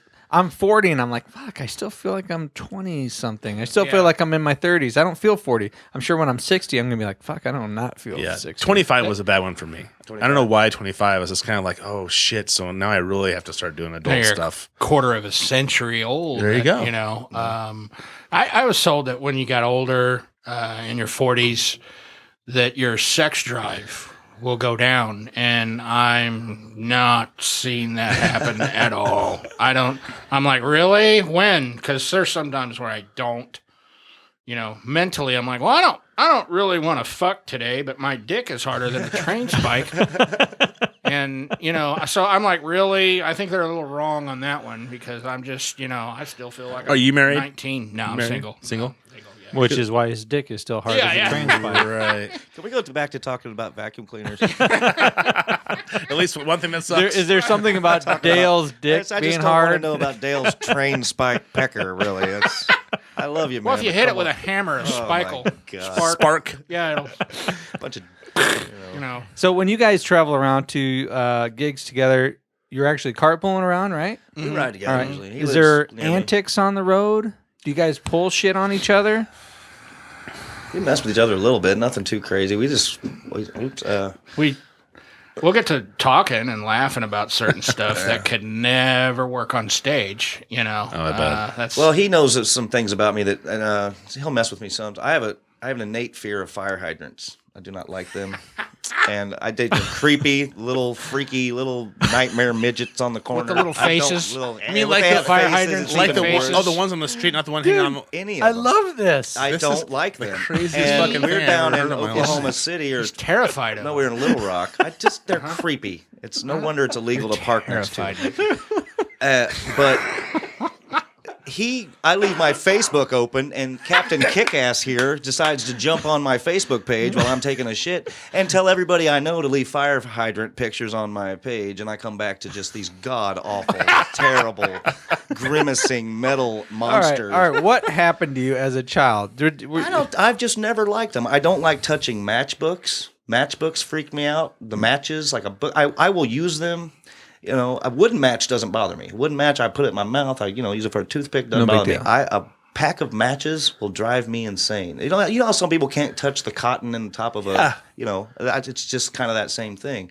And I make the mistake. That's more of a textile kind of thing. Is that? I just make the mistake of telling people my innate fears, and they exploit You blew it them. now, And buddy. it's not just Dale. The kids do it to me every time I'm out riding. Hey, James, look at that fire hydrant. The kids giving me shit. And, Now, see, I have a huge fear of great white sharks, and he gives me a hard time about it. But that's a fucking monster. legit fear. That's a man-eating monster, and you're. You know what? I'm not gonna make fun of the guest. That's a legit because fear. of a metal. Don't make thing. fun of the I just guest. don't like. I think they're ugly and creepy. He gets even with me by playing, Van Morrison and Well, Dale's a metalhead, and I was into that shit when I was 19 and when I was angry at the world too, and I kind of got over it. Dale still wants, to listen to stuff to murder your mother by. There's a band he likes called Chopped in Half. I'm like, oh, that'll sound good at, the family reunion when Dale chopped into thirds. But, if you want to get Dale, if I want to get him back, I just post a little Whitesnake on his page. And, this guy hates Whitesnake with a real passion. metal band, Whitesnake. The real rock and roll that is no. Whitesnake, Dale. So what's a real metal band for you? Well, one on I it- am the one wearing on a his Slayer. Slayer. Slayer's, and then Pantera. Slayer, Pantera. Though that's about really as heavy as I get. There's a few here and there. Heavier than that? Spatulatura. Oh yeah. There's heavier than that. There's Cannibal Corpse. Yeah. Obituary. Prong is more of a Slayer, Pantera, heavy-ish. They're in that weightlifting range. Who There's did Henry Reynolds? What band was Rollins. he? Henry Rollins. Sorry. What band was he part of? he was first in Black Flag, which was a punk band. Right. And then he went on to his own. And He's an interesting guy to read about too. Yeah. Henry Reynolds is actually, he plays kazoo in a barbershop quartet. I'm a fan of Henry Reynolds. Bert's brother, and just couldn't quite make that career move. Every now and then I'll put in a little death metal for Dale on the road, and it just seems to calm him down. After I make him listen to my Tom Petty and my Van Morrison and stuff. I like Tom Petty. We No, you debate. don't. We debate Shut on up. that. Well, I've seen him live, Big and you deal. haven't. You got a Tom free Petty ticket to faker. Tom Petty. Who gives Right. We're catching an image of the inside of the car right here. Right. This is perfect. You want to know what goes on in the car? This is You are sleeping in your own room tonight. Hey, you know what? At least he has his own room. When Jackass over here is in charge of the details, when we go traveling, we've done some gigs. Gigs, yeah. We've traveled to do a podcast with a demonologist. a demonologist. A demonologist Really? up in Upper Michigan. Yeah, It was awesome. It was great. You're talking about heavier than Pantera. There's a band called Deicide. Deicide, yeah. And Deicide. the guy, to prove that he wasn't fake, burned a cross upside down on his forehead. So when you said demon, because that's all this guy sings about. And I don't know why I brought that up, but anyway, Wow. it just made me think of that. What do you do? No, what I did can the demonologist have to say? Yeah, what is that? She cleans houses. She goes in there, and she's only yeah. only worst case makes scenarios. This house is. She'll only come in Yeah, for worst you know case what I'm saying? scenarios. Okay. She told us some really creepy stories. Her name's Sam Harris. She's a really neat kid. Samantha Harris. She is very Sam Harris is the guy who Well, gets along. we called her Sam in the podcast. So I know. I just don't want to get confused. Samantha, very nice, like 23, 24. Yeah, young lady, Oh, young lady. But yeah, she does it. She's hot. She's cute. She is pretty cute. Okay. Yeah, she's pretty cute. But she had a really super creepy story about. She only deals with worst of the worst. Like you've like people are losing their jobs, they're ready for divorce, they're losing their house. It's just horrible. Kids are doing terrible in school, so then she'll go and so one out of she had done like over 80 cleanings, whatever, spiritual Mumbo jumbo. Mumbo jumbo. Yeah. And she goes in there and she's like, okay, so what's going on? And so the kids aren't there.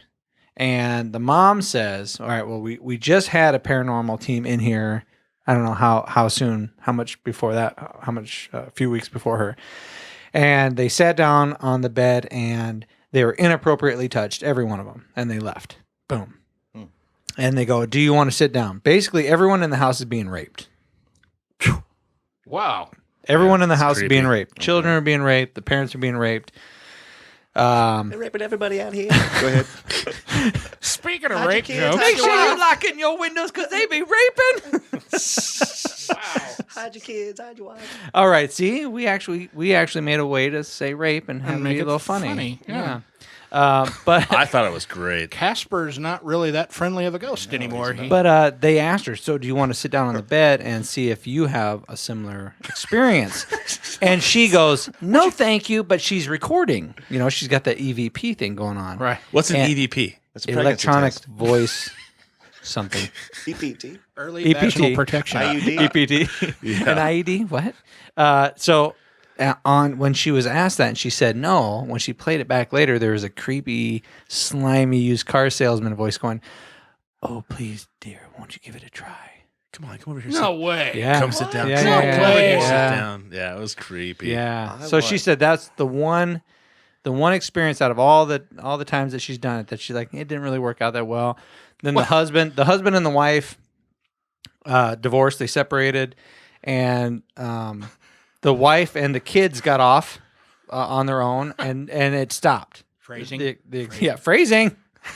No And more. the husband stayed. Yeah, and the husband kind of stayed, and he was still having it. They say that Craziness. she said that they thought that he Encouraged it. stayed because he was enjoying being part of this whole This weird happened thing if they that sat on the Succubi. bed. If they sat on the bed, this is when this would happen. Yeah, it was What creepy. kind of mattress is that? I want that. Did it have a Semperpedic. Fat Albert bed sheet on it? Was it a Cosby? And how do you invite somebody? Would you like to sit down and be raped by a ghost? Yeah, you- I totally agree. Come on When she over. told that story, I was like, "That's so weird. Why would somebody ask you?" if they I'm wanna up for try that, We're but having only after a chicken later. cannonball. That's right. Yeah. Good job bringing it back. 'cause we got I'm about bringing it full 5 circle. minutes, Bringing it full so- circle. Nice So I, callback.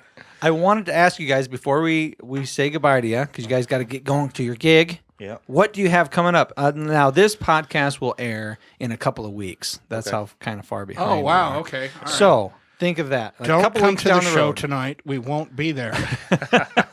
Do not come to Penguins on the 12th and the 13th.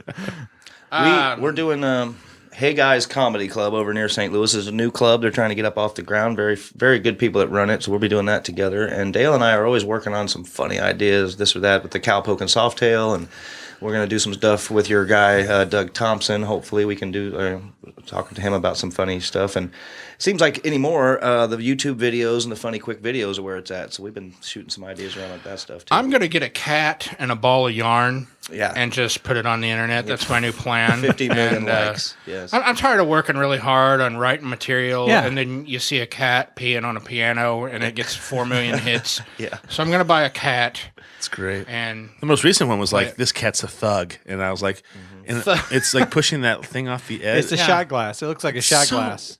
But I watched Yeah. it. That's the worst part is I fucking watched it. Well, And I was you like, watched this it. is It was, so on, it was on the dumb. news, and the news people were like, hey, check this out. And then it was on Facebook, and my wife, who I don't think she does anything besides nurse and on Facebook. I think she's a professional Facebooker. Well, I watched was it the Today Show or something on one of our snow days, and they have a whole media room where whoever's going to be on the show is standing in a room with a a tweet board on the wall, so you can go over and take a picture of yourself and tweet it out. It's like it's just all YouTube media, like it's centered. It's all social media. Yeah, it's crazy. It's the way of the future, I guess. Wow. But Dale and I just we just kind of go where we're called to, but we're got to do some stuff. We're working on some biker gigs for the summer. Yeah. They or the beginning of fall. We're trying to get those lined up. Anybody out there listening right now that books that kind of stuff, please call us. And so one down in Louisiana, we want to do a big biker gig. Working on something cool. like that. Got a lot of things a lot of irons in the fire. Awesome. You know, Keep you guys creative. Holy Now, cow. Always now thinking. if James ever agrees to go with you to a biker rally, that's why I want him to go. could you please, James, only agree to this if he lets you sit behind him and hug him on his Harley? My father has a Harley, and I was helping him one day, and he goes, "Here, just jump on the bike. We'll go down the storage unit. You can help me out." I'm like, "All right." So I get on the back of the Harley, and we're just up here at the intersection, stopped at a red light, and I just hug him. I just bury my head in his back, and I hug him. He goes, "God damn it, this is the last fucking time you're on my Harley." I would consider it if there was no assless chaps involved. There you go. But that's a norm for you, assless chaps. I'll answer that when my attorney's present. No, my pants have you can't see my ass. I've never done a biker show with Dale, but I think it'd be fun. I think I'd fit in. I walk out there and I can handle them. I think we'll see. I think that'd be great. Yeah. One of those So things where it's do or die. Yeah, either they love you. So or they don't. where are you based out of? Where's your home? We're both right around Kansas City. Dale lives out in a little town called Belton. I'm from a small town called Paola. These are all about 20 minutes outside of downtown KC. And so Cool. That's why we kind of travel a lot together, because we just, come get you and we go. That's awesome. Yeah. Good for you guys. Well, I can't- thoroughly enjoyed you we guys. can't thank you guys very enough for much. coming on. Oh yeah, thanks for having us. It was a blast. All right, so James, Johann, and Big Dale Hilton have just left the building, everybody. They've gone. They had to go and do their gig for tonight. I would assume that a gig at General Mills is pretty good. Yeah, I mean, you got a lot of blue-collar workers there that would really appreciate. But I used to know the manager of that General Mills building, and he's a very wealthy guy. So I'm assuming there's also some suits. Yeah, So but I think James is correct with the whole idea of, you don't want to be that guy. That, by the way, that would be me. I would be the guy who would drink too much and just be rolling, laughing. Preacher. And I wouldn't give a fuck, and my boss would just be really disappointed. Right. That would be me. That would be this guy right here. So hey, Not so much me. Todd, Yeah. let's go over some current events. Okay. You did bring up. Actually, I don't think you brought up anything. I think Dale brought up something, and then we got into a whirlwind. Oh yeah, that was the best part. As long as we go off somewhere a little bit more fun. No, I was going to say that we had the March in Selma this past weekend to kind of Right. Yeah. I almost said commiserate, but that's not Commiserate? The right, that's No. not the right word. Commemorate. Commemorate. Yeah, and then Jon Stewart had on his show, I think it was on Monday night. Ooh. Oatmeal stout. Is it good? Yeah, it's actually pretty good. It is actually really good. It's just a lot. When you buy a variety pack, Right. you're gonna go from one thing to something. Wow, that's different. Yeah. Anyway, for sure. go ahead. I'm sorry, Jon Stewart. No. Okay, so Jon Stewart had, because if you see some of the pictures of the march over the bridge at Selma. All right, let me type this in. Okay. There's a lot of people on that bridge walking over, and one of the guys was at the very front was on his show. His name is John. It was on Jon Stewart's show his name is John Lewis. He's a Democratic representative from Georgia, and he met Martin Luther King when he was 15 and started writing for him and with him, and was at the front of the line coming over the bridge at Selma when they came across and the police beat him. He had severe head trauma, and they cracked his skull, and he walked over with his hands in his pockets because he said that they were like militant in their Thinking of nonviolence. Oh, they're thinking of nonviolence. Yeah. So, yeah, there's pictures of him standing there coming across the bridge, and then there's pictures of him on the ground with his hands in his pockets, and these guys beating on him, and then he's on Jon Stewart's show as a a representative, which was really interesting. This wouldn't happen to be the guy right here, would it? No, that's the one that happened this weekend. I'm talking about the original march. Oh, I'm sorry. I thought you were saying that a guy from the original march was there. Yes, he was there, but that's not him. But that's not him. That's not him. No, John Lewis is the gentleman I'm talking about. I thought that was really interesting because, I mean, that's kind of the pinnacle point for a lot of people in the civil rights movement as kind of what changed things. A lot of things that were seen on television, it was hard for people in the North to be like, oh, well, I know these guys are having a hard time, but I'm really not there in it. And then they watch these people just peacefully walk over a bridge and get beaten severely. Yeah. And so it kind of had an impact on the nation at that point. Did you hear about that story of the college fraternity that got basically thrown out of the college? Yep. They shut the fraternity, the nationwide, the whole chapter shut things down. Yeah. What about it?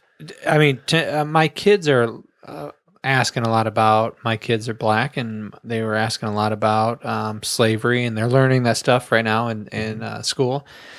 And so they were asking me questions about it, like, hey, when did slavery end? And I said, the law changed a long time ago, but the way the racism stuck around. Yeah, the way black people were treated, honey, has changed somewhat, but it's still there. Right. There's still anger for whatever reason. We're seeped in it. I mean, it's a part of our history. That's the thing, is that I'd rather it be talked about and discussed, because to try to tiptoe around certain things and to not have the discussions and hear people say, oh, we shouldn't talk about that because it's a black guy on our history, which I would agree with.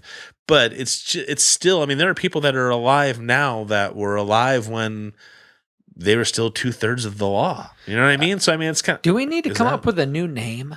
For racism? No, for horrible people. Oh, just horrible people. Just horrible people. I mean... So no longer racists? Not racist statements. I don't want to call somebody a name because they're black or because of their skin color. There are people that act horrible, but saying... So maybe that's just... But just saying... No. But just saying, hey, you're a horrible person... Aren't there assholes in every facet of life? Yes. They're asshole teachers, asshole cops, asshole whatever. I'm wondering, do we need to have a new... I don't think we need to. That's why I think we should get away with all those. I think we should avoid those words. We've had this discussion many times. And I think there's assholes everywhere. So I don't think that you have to have a new word. We have plenty of words already. No. I think that you're right. We do have to get away from racist statements. But... I don't know, maybe just asshole. maybe that word is fine, is good enough. Because there are assholes in every skin color, in every facet of life, whether you're an upper 1%er, lower class or mid class. I keep saying mid class. I'm thinking mid class. No, what's the word? Middle class. Middle class. If you're in the middle class. That's what happens when you stare me in the eye and I absorb your inability to think out loud. Yeah. I like that. There's assholes everywhere in every different neighborhood. So to be racist is just so silly. I think it just all comes down to like, you're different than me. Oh, that's all it is. I mean, I think that's why men treat women a certain way. You are different than me. You cannot understand what I'm thinking, and I can't understand what you're thinking. I can't. Right. I mean, there's that golden rule. Do unto others that like you would have them do unto you. Golden rule. But some people want you to piss on them. No, I'm just kidding. What I don't want my wife to say or do to me might not be a big deal to her. You know what I mean? But if it's a big deal to you, then it should matter.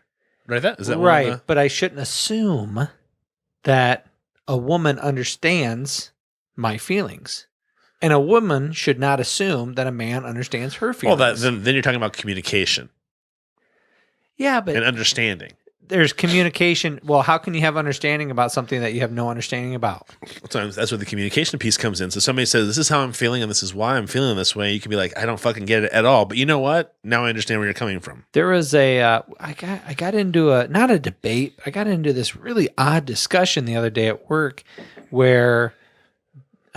we posed the question, if science got to the point to where they could change you could take a pill and it would change you if you wanted to into a woman for a day or a week or a month, and then you could change back. Would you? Totally. And I said, I go, on the surface, I would say yes, but I don't know if I necessarily could handle walking through life thinking every man that looks at me is looking at me like a meal. Well, I think your first mistake is assuming that every guy is looking at you like a meal. I look at every woman like a meal. Really? Whether I don't want that meal, whether that's a tasty meal. No. And you don't think that I can honestly say that I can talk to somebody and not say, of and not course look at you them like can. okay. Of course you can. But I'm talking split second. I'm talking. I'm saying that if you were to say that thought never crosses your mind when you talk to every woman you think of. I could talk to my mom, but that question, very untasty meal.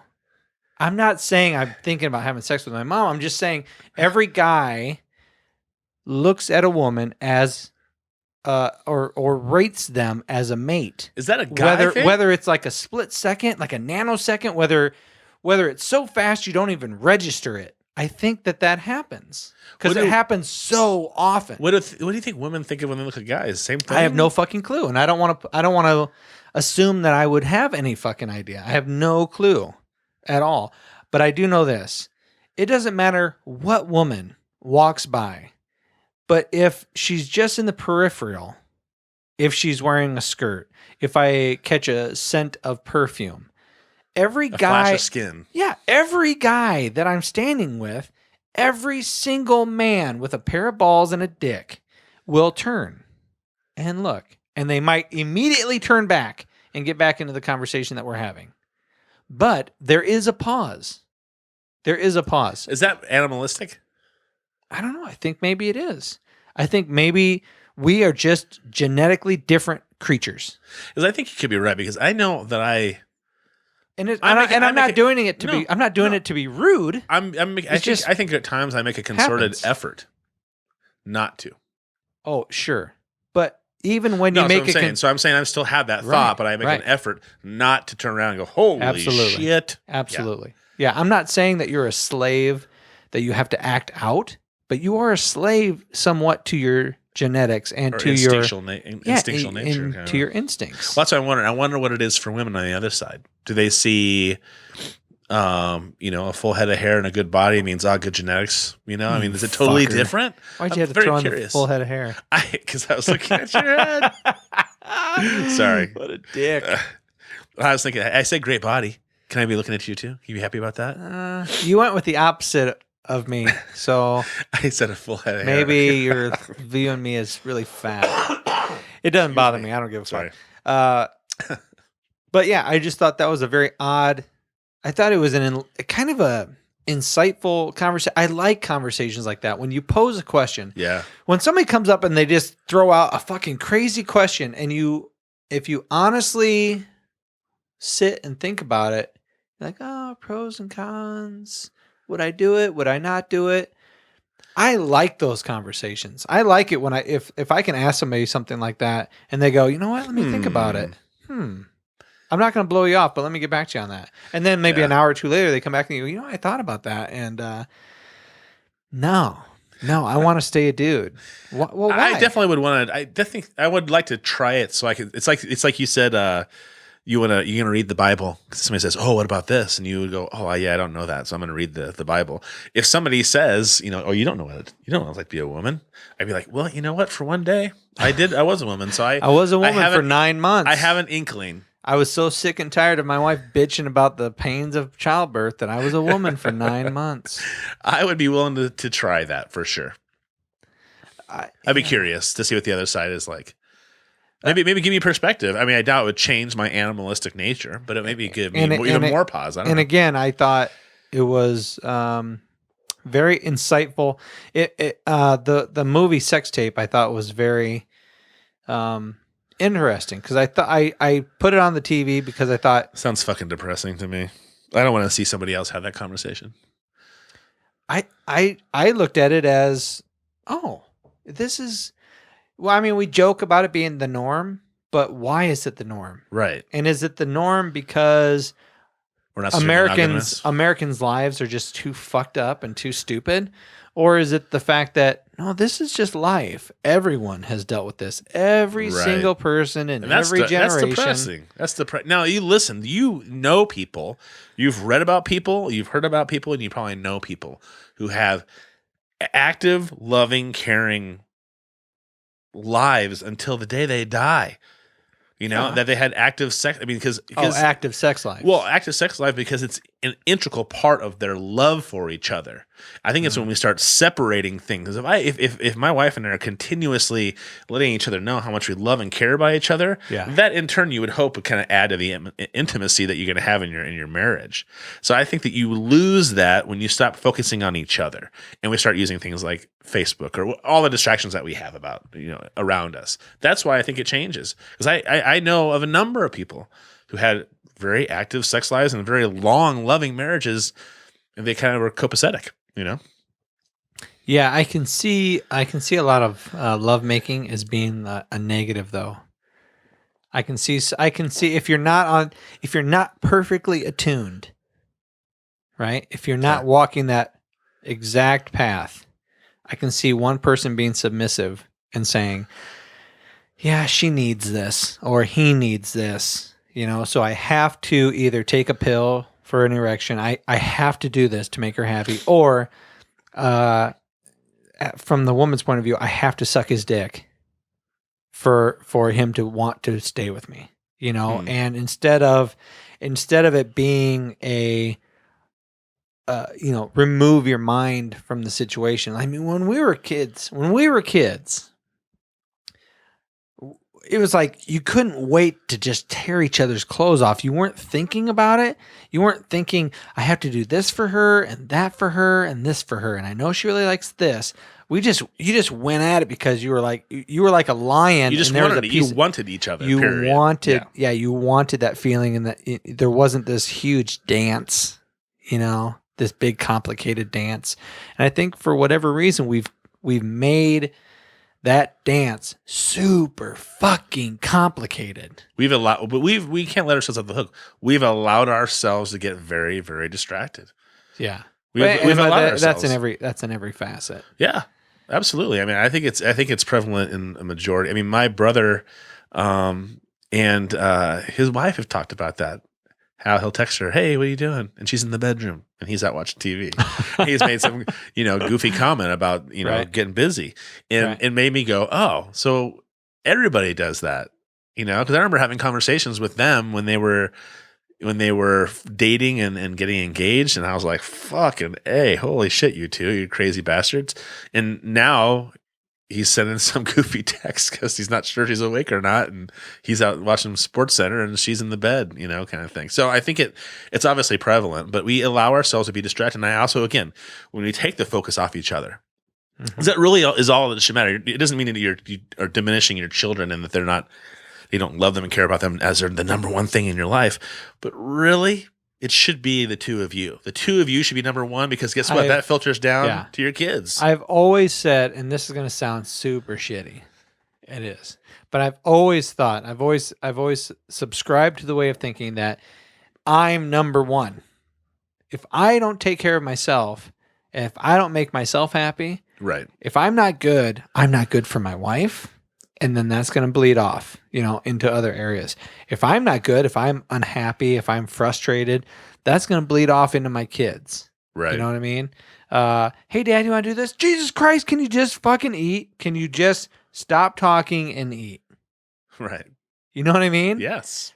Hey, guys, do your homework. I've told you 5 times. But if you weren't so frustrated, if you didn't feel like you had a million things on your plate, you'd be like, hey, you little nutball, please do your homework. Right. I just had a conversation with my daughter of all my kids. I didn't think that I was going to necessarily have this conversation with my daughter, but she has been kind of having a difficult time in school lately. Not necessarily in academics, but with a teacher. She is butting heads with a teacher and refusing and getting into arguments. with a teacher. And I sat down with her and I took a page out of Joe Rogan's book. And I said, listen, I don't have it all figured out, hon. I got into a ton of trouble when I was a kid. When I was your age, there was a woman who taught third grade and she drove a bus and she drove the school bus, right? Catholics. No, it wasn't in a Catholic. It wasn't Catholic? It was, Okay. No. It was at Solon. And she also lived in my neighborhood.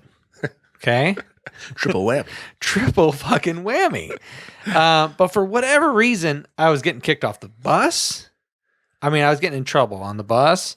I was getting kicked off the bus. I was getting in trouble at school. I was arguing with her at recess. For whatever fucking reason, I had decided that she is my enemy. And whatever she says, she could be like, hey, Matt, are you having a good day? You're my nemesis. Don't talk to me. I'm not getting in line until you make me. I don't know, whatever. But I was telling my daughter that I'm like, hey, listen, I had that issue when I was a kid. Sure. And you have to realize that first of all, I want you to write a little card. In a card, I want you to say you're sorry and that you're going to do better. And then I told her my story and I said, if it's up to you to make this relationship work or not work. You can either fight every day that you see this person, or you can just decide it's not that big a deal. I'm going to focus on something else. Right. And that's what I had to do. I go, because what happened to me, my mom walked me down to her house and apologize. And we had a big conversation, and that is extremely uncomfortable. But you know what? That's really good on Bubby's part. Yeah, Bubby. I mean, that's amazing. I mean, Yeah. that's impactful on you in the sense that I don't know if Bubby had a choice. I think it was either that or I don't ride the school bus anymore. And then somebody was locked in. But I think it was a good lesson to learn about when you have a problem, an issue, you confront it. You don't just keep it letting it fester and get worse and worse and worse. You confront it, you clean out the wound, and things heal, and you move on. Yeah. You're good at that now, I think. And then after that, like her and I would joke. Like I'd be a little smart ass and she knew how to take me and I would laugh at her and she would laugh at me. You're talking about your daughter or the teacher? I'm talking about the teacher and the bus driver. So it kind of made this cool rapport. Oh, that's nice. Once we got past Well, look at that. I mean, it turned what was a really horrible relationship into something that was beyond what it would have been. It was just a teacher and a bus driver and a student. Yeah, for sure. So I had to have that conversation with my daughter the other day, and it's really hard. I think one of the hardest things as a parent is trying to convey to your child the most important things. Like when your child is having a hard time socializing and you're like, could you please be polite? Could you please not scream at your brother? Could you please not scream at me? Right. When I ask you to do something, could you not roll your eyes? Okay? You're 11. Right. You're 11. Honey, you're going to watch this video someday, hopefully, maybe. I don't know. But at 11 years old, you were kind of a dick. A little bit of one. And you had a really hard time being polite and interacting with people politely. And I know you've probably grown out of that, and I'm proud of you, and I love you. I'm not giving up on it. I had the conversation with my son that he was like, why do all my snacks have to be good for me and organic and clean? And so I was in a very bad mood. And so I was getting very, very close to being like M or H? H. Oh, okay. And so I was getting very, very close to like just absolutely losing my shit. And I'm pretty good about not losing my shit, but I was very, very close. Yeah. And so finally I pulled him aside and I said, no, listen to me. My job is to look out for you. Wouldn't you agree as your dad, I'm supposed to look out for you? He goes, yeah. I'm like, I'm going to treat you like an adult for a second. Okay. He goes, yeah. I go, you know why I buy you things that are good for you? He goes, why? I was like, because your friends are all, I didn't say fuck. Your friends are all fat and they eat absolute shit. They eat like shit. And that's why they're chubby. If you look at your friends, I've seen your friends, even the ones who are athletic and do stuff, guess what? they're chubby. And you are a lean, mean fighting machine, partly because it's genetics, but you and your brother are that way because we don't feed you shit. You have your thing. We have pizza once in a while. I mean, they have plenty of things that aren't good for them. But overall, when they're snacking and doing things like that, they don't eat a lot of shit. And I said, bud, and guess what? You're better off for it. And that's my job to look out for you. So I think I had a little bit of a moment where I was like, I'm not going to give Joe Rogan all the credit. He gets too much already. Right. But I think that I was just trying to relate to him, as two people. They're both 10 and 11. So like we're getting to the point where they're going to be teenagers soon, and we're going to have to stop like baby footing around things. Hey, buddy, let's It's called pussy footing. It's going to be you have to start. What did I say? Baby footing. You can't be baby footing stepping. around. I meant it's baby pussy step. footing. I meant baby steps. That's probably what I meant. But instead of being so careful about the way we word things, we have to get to the point where I was like, listen, stop acting that way. If you want to talk to me like an adult, we'll do that. Turn all your electronics off and go to bed. Yeah. I just think it's going to be hard. I can already tell it's going to be a tough one. Junior was a kids miracle aren't even- baby. Junior was a miracle baby. You really didn't have too much to worry about with Junior. The worst thing with Junior was one time he's like, Dad, what did you do that for? I'm like, what do you mean? Well, why do you throw all my cars in my room? I'm like, you left all your Matchbox cars on the steps. Who do you think? Why would you do that? Why would you treat my things like that? And he's getting really snotty. And I turn around and go, hey, who do you think you are? And just like, oh, so sorry. I didn't mean to talk to you that way. Those days are not happening in my house. Let me tell you. Well, I think the thing is, nobody has it figured out as a new parent. Oh, God. You know what I'm saying? Yeah. As a new parent, you have no idea what's going on. You try to read magazines, you're reading books, you're watching YouTube videos. How do I treat my kid? And oh my God, I'm going to break them. They're a human being. I didn't have YouTube back then. And how I treat my kids today is different than how I treated my kids 3 years ago. And how I treat my kids today is going to be different than how I treat my kids 5 years from now. I mean, I cannot. Can you imagine those three human beings when they're in high school? This house is not going to be big enough. You realize that? Well, this studio won't be here, which is why you all need to, Go to the Indiegogo campaign? Is that what you're trying to say? I don't know if the Indiegogo campaign will still be going on when this podcast airs. Yeah, but what you can do is go to TPSP Productions, scroll down just a little bit. Scroll down just a little bit. I'll show you. Right here. Go check out this screen right here. Scroll down just a little bit. See this right here? Cursor's over it. Help support the studio. Right there. Click on that. Make a donation of whatever you can. Whatever you can. I appreciate it. I think it's awesome.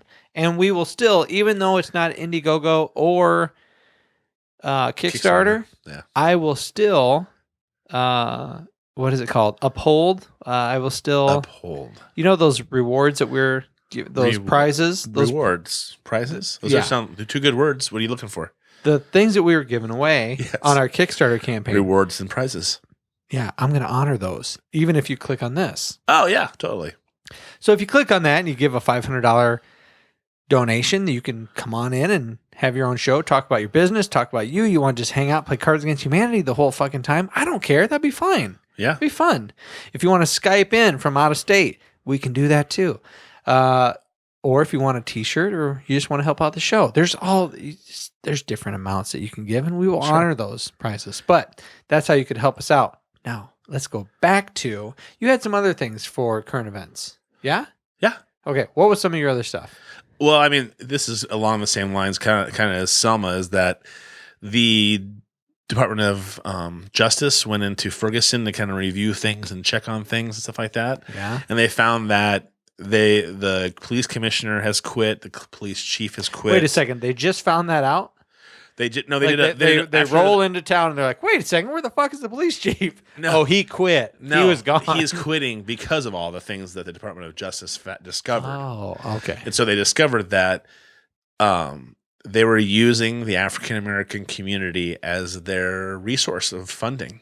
And so they systematically went after African Americans, and they had double and triple the fines than more people did. triple the incarceration, everything. It got you a citation, and they literally funded the city of Ferguson off of the police abusing. It's really fucking sad. Yeah, it's really sad. The hard part is for me is that happened, right? I mean, it's a terrible thing. Yeah. Obviously, it's horrible. The shooting, the guy at the same time he was exonerated for shooting that kid. Yeah. So I mean, a lot of different things happened in one day, but right away people started. There's already been 2 cops that have been killed, and it's just like. Oh, from Ferguson? Yeah, it's like they're calling them ambushes, like they're ambushing these cops. Yeah. And I'm just like, I don't understand that level of frustration. I don't understand that level of. I'm not even in that. That, and I can understand it.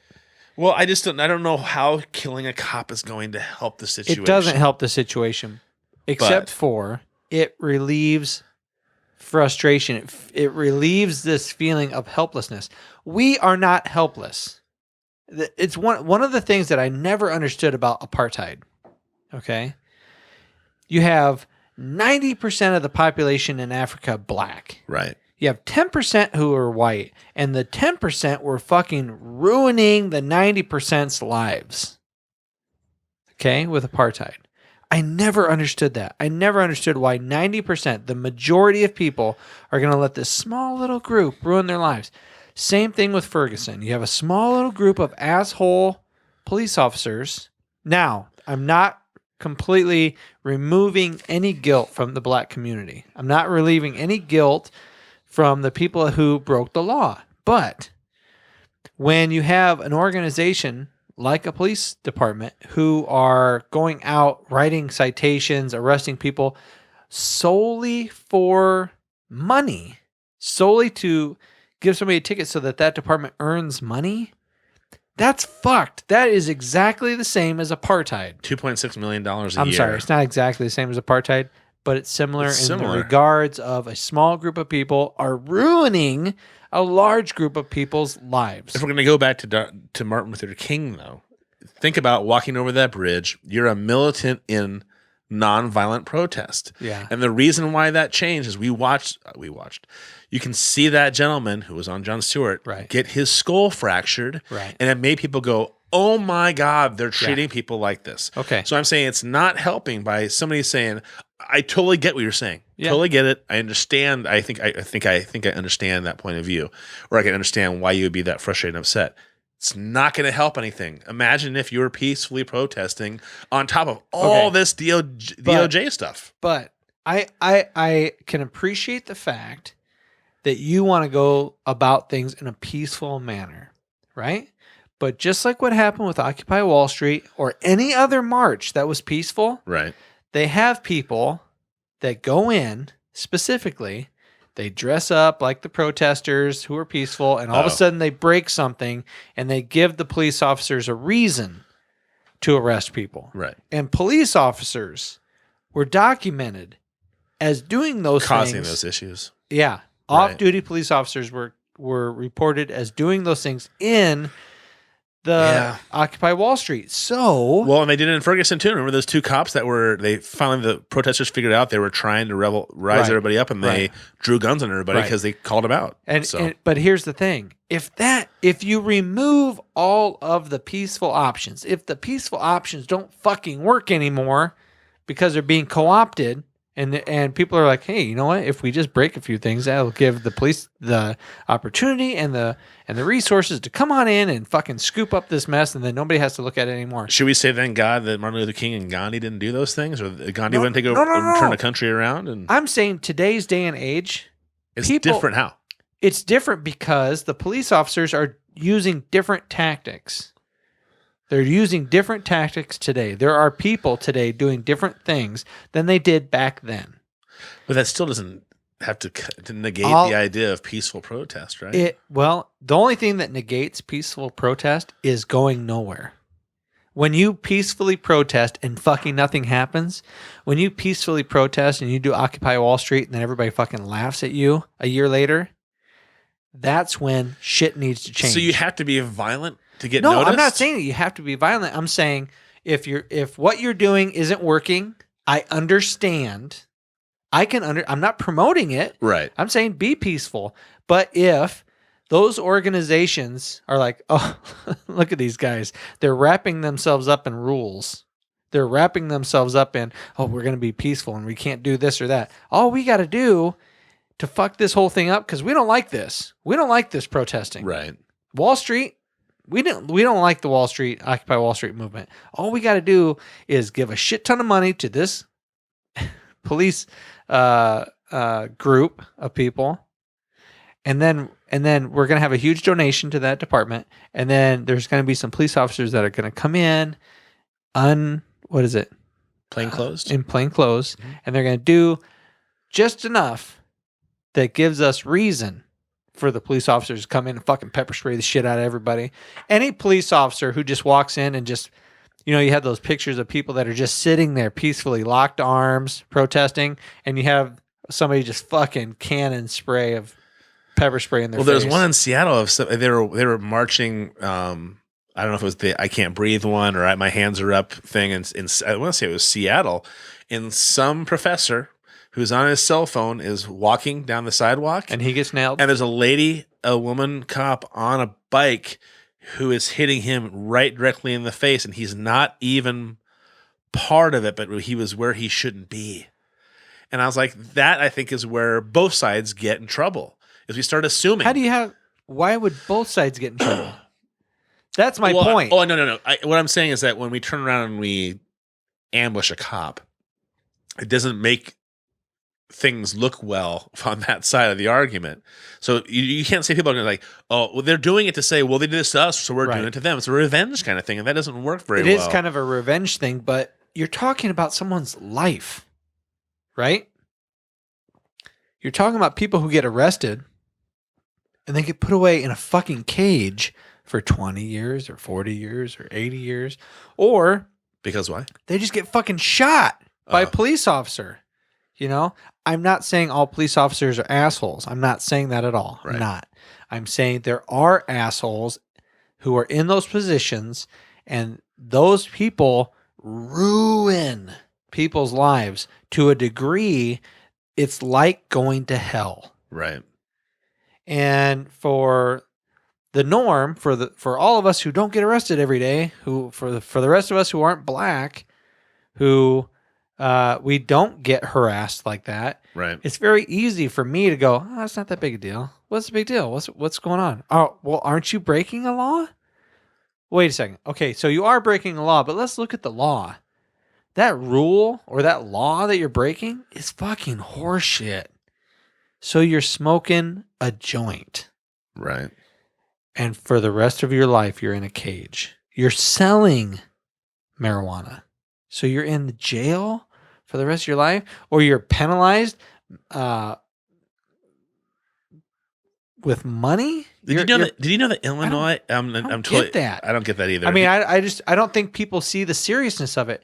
You only have a finite amount of time on this earth, and if my prime years, if I was locked up in a prison from 20 to 40. I would be an angry motherfucker getting out at 40 years old. Yeah, for sure. Angry. I don't care what kind of rehabilitation you give me, but you just stole 20 years of my life that I am never getting back. And if I was in jail for smoking a goddamn joint, and then all of a sudden I see governors or whoever going, you know what? Marijuana makes a lot of sense. Right. Let's legalize it. Oh my God, I would lose my fucking mind. Well, I think one thing I thought California did a good job on. I think they're thinking about letting those people go. People who are in jail for marijuana usage are going to. They're thinking about it. It shouldn't even be a thought. You're right, but you have the 7th largest economy in the world of the state full of people, but you still have to go through your constituents. But at that point, ask your constituents. I know, but at that point, you're saying what you just said. Right. You're admitting that these people have a price tag. Well, I can't just let those people go. I mean, the prison system employs X amount of people. No, I meant more of like the people, the constituents in that state. I think you're right. It shouldn't be, dude. It shouldn't be up to you and I. If my state legalizes marijuana, and especially if I voted for it, if I went in and the majority of us, like myself, would vote yes, legalize that shit. Legalize marijuana. I don't care. Legalize every fucking drug. I don't care. because people are going to get that drug whether they want it or not. I'm sick of the DEA. I'm sick of the whole war on drugs. I'm sick of it. So legalize everything. But if I were to vote yes, why the fuck would anybody? You shouldn't have to come back and ask me, is it okay if I let this guy out? I ruined his life for 50 years because of marijuana. I'm going to ask you, are you okay with me letting him out? Fuck yeah, I am. Let him out. I voted yes so that you'll let me do legally what you fucking arrested him for doing back in the day. So yes, let him out. You should not ask. It's a done deal. A done deal. If it's legal in your state, let him go. Let him go. You can't grandfather him in. He has to stay because just being. You know what? You know what? The really horrible thing is what Dale said earlier. And I shouldn't rape laugh is about not it. rape is not funny, and people who are wasting away in a fucking cage, that is not funny. That they're doing that because of a non-violent crime. If you're in jail wasting away because of a non-violent crime, I am sorry for that. I feel horrible for you, and I hope we as humanity pull our heads out of our asses. Yeah, it would be nice if those things just happened right away, like you said. Hey, it's legalized in Colorado. Everybody who's in jail in Colorado for selling or using marijuana, hey, you're out. Boom, out. Yeah, I had to start a jobs program with it though. A jobs program. Something you can't. There's a marijuana jobs program out there. Oh, you got arrested for selling marijuana? How would you like to sell marijuana? Right. You seemed very good at it at the time. Right. Or how would you like to grow it? I mean, the growing marijuana in those states is such a cash cow. How could you not employ more people to do those jobs? It's perfect. Yeah. It's perfect. I wonder if I should I'm thinking about getting some legal residency in like Minnesota or Illinois. What? Why? It's legal there? Medical marijuana. I'm still fucked. I'm still fucked because of my job. Yeah. I shouldn't say I'm fucked because of my job. I have a great job that pays me well, and they're asking me not to do certain drugs. So I don't do them. But I also think that as a human being, I should be I should have the right to be like, hey, I'm not working. I really love this stuff. You know, I should be able to do with my body as what I will. Yeah. But if I go to work intoxicated, that's when the rules have been broken. I had this discussion with a police officer the other day. I'm like, or a guy that I work with who used to be a police officer. And I said, I fucking really don't like you guys. That's always a great way to start a conversation. It's a great way to start a conversation. I agree, dude. I agree. And he agreed too because he started laughing. And I said, I really don't agree with you. It's like Minority Report. You're arresting me for driving drunk. But the actual crime is getting into an accident. That's the crime. That's when a law has been broken. That's when something bad has happened. Mm-hmm. But because we think, oh, well, we think once you're drunk and you're driving, that leads to possibly getting into a car accident. So now we're going to make a law that says if you're drunk, that could lead to a car accident. That's like Minority Report. I'm getting arrested before the crime has been committed. So let's make a law. So let's make the drinking and driving. But they only do that because people get killed. You people lose their entire family. So they're trying to preempt it. I'm not disagreeing with you. I agree. Driving drunk sucks. And it's a bad thing. But it's like speeding. Why do we get speeding tickets? Because our police tried to do the whole Minority Report thing. A crime has not been committed yet. You don't think it's because it's been shown to prove that people who drive faster in their automobiles, and when they hit somebody else going 70 instead of 55, there are more fatalities. I think back in the day it made more sense. I think now when they do big stings, when there's multiple police cars and you're getting pulled over for doing 5 over or 10 over. We have cameras here. We don't worry about stings anymore. Oh, we still have stings. We still have. Oh, really? I haven't. Yeah, we still have. I am totally for drunk driving screening. Jesus Christ. I've known people who've talked about people losing an entire family, husband, wife, 3 kids, boom, because one asshole. And so I'm more than happy to pull over and say, no, officer, I haven't been drinking. I'll breathalyze for you. And he sends me on my way. I am more than happy to give the state that power just in the off chance that maybe my kids won't get killed at some point, or me for that matter. Yeah, but shouldn't we rethink what's going on? We're saying, I'm totally down with you going to a bar and getting drunk. We are so promoting that shit. It's totally cool. Do we have enough fucking taxis in the world to take every drunk person home? You're thinking about talking about too many issues at one time. But the point is, though, I think my brother just told me in California. I don't know how we got on this. My brother said that they're going to start saying that you can't blow anything if you're driving a car. All right. So you probably don't want to go to have a drink at the bar with your buddy, or go out to dinner with your wife and have a Manhattan. You know, I mean, literally, you're drunk driving if you have alcohol in your system. One drink. One drink, pretty much, yeah. Well, for you and I, maybe a little bit more. But maybe a little bit more. I'm a dainty flower. Me too. So I can barely hold any liquor at all. I can see the pack of hot dogs on my neck. I'm dainty for sure. That's the word I would use. But I mean, that makes it that makes more sense. Don't drink and drive your car. Period. You're going to be in serious trouble. So, but I mean, I would have to assume that it impacts the bar and restaurant scene in places. I mean, I have to think that stops. I mean, why would you go to a bar unless you're getting a cab home? Period.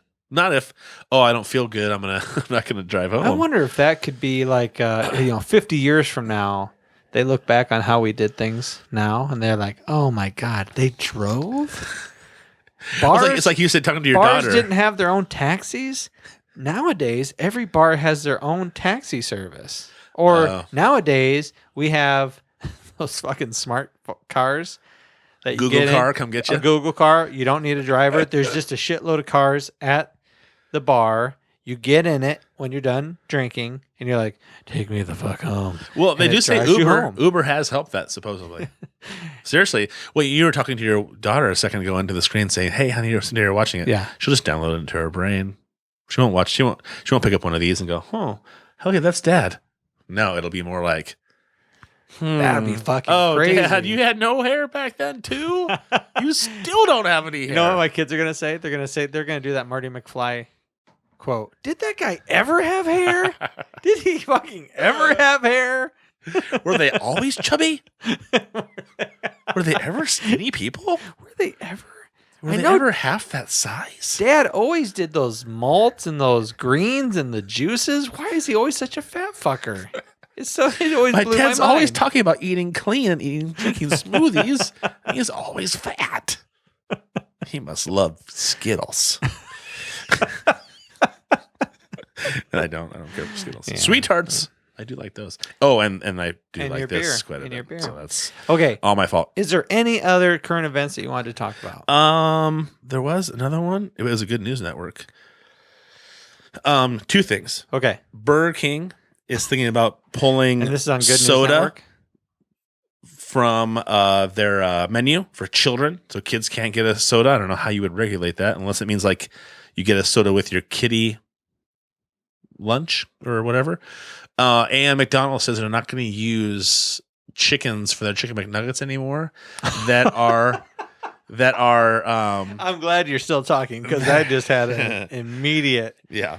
Were they using chickens? They were using chickens that don't have any growth hormones and things in them. Wow. So I mean, people are making baby steps. Surprised. But that just tells you. I think Rick Sanborn talked about how some of these companies are really hemorrhaging cash at the moment. And I think they're trying to make little teeny weeny steps they can do to kind of keep the cash flow and not have to put out too much cash, to kind of rectify things. So little things here and there can still make some bank for them. Their CEO needs to make a couple $100 million a year. So that's my horribly cynical assumption. And then that was those are the 2 other ones I want to talk about because I thought that was kind of cool that it shows that the public outcry can have an effect. Because McDonald's is a multinational company with a McDonald's in every corner all over the world. Yeah, sure. And there are countries now that are kicking McDonald's out completely, like Iceland. And Why does Iceland always have to be the first motherfucker to be like? Because they're fucking gangsters, dude. I love Iceland. If I could live there, I would totally live there. Legalized drugs. Their economy is pretty functional. They're a socialist country, but who fucking cares? As long as everything's clean, and everybody has a job, and I can go get my heart transplant. Socialism when I need always to. gets such a horrible rap. Because it's not capitalism. That's why. Okay, dude, you can't get your American dream. You can't have. Well, no, you could be a gazillionaire. Off. Yeah. You just give a lot of it to the state. The more you make, the more money you get to the state. And you're paying for somebody else's fucking food and health care, buddy. You were just complaining the other day about paying more for your premiums, and they only went up a little bit, and you're helping other people out. So don't start fucking talking about socialism. No, wait. Just kidding. Sorry. If it was fair across the board, I wouldn't. You mean if I had to pay more? No, I'm saying if I had good faith in those institutions, it wouldn't bother me. If it was a government thing that if I lived in Germany and I was like, fuck, I pay a lot in taxes. Oh, wait, but everything is clean and I fucking love my country and I love everything about my country. Right. This is awesome. And I can still be a capitalist. I can still have my own business. I can still make my own money. This is great. Speaking of Iceland, it just reminded me of a scene from Kingsman, the Secret Service. Oh, did you see it? I saw it. I heard it. It looks great. Is it good? I saw it with my 9-year-old son. Oh God! And it was not. Is it rated? It's PG-13. It's rated R. Oh, it is. It's rated R. Well done there, Matt. Yeah. Well, we also took my 11-year-old and my 9-year-old, my other son, to Shades of Grey. How far is this going to go? No, not 50 Shades of Grey. What did we go see? We saw a movie, and as we're sitting there, my wife and I were thinking, we are terrible parents. What did you go see? Oh, God darn it. I can't think. Oh, Duff. Designated Ugly Fat Friend. I thought it was supposed to be really funny. It is really funny. There are the some John really... Hughes of the time. No, yes. Yeah, it's funny, but not appropriate for a 9-year-old. Oh, high school kind of humor. There was things in there. I mean, we came home from the movie, and my son's like, "Hey, dick face." No. Joking around because when they said it in the movie, everyone laughed, and I laughed. Fucking dick face. Yeah, not so appropriate for a 9-year-old. Sounds like a teachable moment to me. Now listen, buddy. Yeah. I know it was funny in the movie. But there's times, blah, blah, blah. You guys had a whole conversation about flipping the bird yesterday or the other day. Yeah. And I'm sitting it was great. Sitting there looking at you and your wife and your kids, and I'm going, I am in cuckoo land. Yeah. They're all showing each other how they flip off the bird or show the bird. Because some people go like this, and some people, like me, go like this. No. No? That's not it. No. Oh, I'm sorry. Some Please, people me. bend their other 3 fingers, right? And they keep their knuckles up. Other people go fucking gangster and they're just straight up, like they're so angry they want to protrude that finger up by itself so much. Like that hurts my hand, right? And I was making the argument to my buddy at work that I think there's only 2 ways that people flick people off. There's this way, and there's this way where you're just fucking owning it, right? So we came home. If you can't see this because you're listening, I apologize, but you know what we're talking about. Yeah, whatever. I tried to describe it, but anyway, it was kind of funny. Anyway, The Kingsman. Here is another movie that, if you just watch it on the surface, you're like, oh, it's a funny movie. It was a good movie, funny movie, James Bond, blah, done. If you think about the movie, if you actually really try to get deep with the movie, and you don't have to. I mean, fuck it. We're Americans. Who wants to get deep with movies, right? But if you actually get deep with the movie, it's a lot like The Watchmen. Do you remember The Watchmen? Yeah. Well, when I heard the movie was coming out, I went back and read the graphic novel of The Watchmen so I could kind of get an idea of what the storyline was going to be. So I thought it was great. Okay. But The Kingsman, yes, the villain puts forth his argument. And I'll be goddamned if it didn't make a whole lot of fucking sense. And that's Samuel L. Jackson, isn't it? Yeah, and he talks with a lisp the whole time. Oh, he does? Oh, okay. It's awesome. the fact that he talked with a lisp the whole time, I'm like, you are a really good goddamn actor. Why is he always? He's been the bad guy in the last 5 movies I've seen him in. He's the bad guy in Django Unchained. He's the bad. I saw the new RoboCop, the new version of the RoboCop. Yeah. Which I thought was okay. Yeah, I thought it was all right. They had great actors in it. First of all, Michael Keaton, and who is the guy from that was the doctor? Forget the actor's name. I don't know. Damn it. Don't fucking care. It was a decent movie. I thought it was okay. But what? People were ripping on it? What were you talking about before? I was talking about the fact that the Kingsman. Oh, I'm sorry. I was talking about Samuel L. Jackson. I don't know. He was a bad guy in that movie. He was the Black Sean Hannity in RoboCop. Okay. So the last 3 or 4 movies I've seen him in, he's the bad guy, and I love him as an actor. I want to root for him. Yeah, I think he does a great job at being a bad guy. In fact, that's probably why. But I do enjoy him so much, which might have lent a little bit to his argument, which was humanity is a virus, and the Earth is a host. Okay, sounds like lots of movies, right? But when you break it down logically, he does that. He says either the virus wins and kills the host, which then kills the virus, or the host has a fucking cold or has a temperature and kills the virus to a certain degree so that the host can keep on living. And that is it. I mean, it is so beautifully fucking plain, Jane, simple. That's how nature works. I was sitting there thinking, oh, God, fuck. Okay, dude. I'm a horrible human being because at this point, I'm kind of rooting for Samuel L. Jackson because his argument is so pure and logical and makes so much more fucking sense for our future, for the future of humanity, than it does for a British kid to be like, nope, I'm saving the day. And at the end of the movie, my 9-year-old and I are sitting there side by side. I enjoyed the movie the whole time. It was graphic. It was fine for me. I'm 40. Sexual violence, what? At the end, there's a princess from, you said Iceland, right? Which reminded me of the movie a little bit because she's from an area like that, like Scandinavian princess. Okay. Right.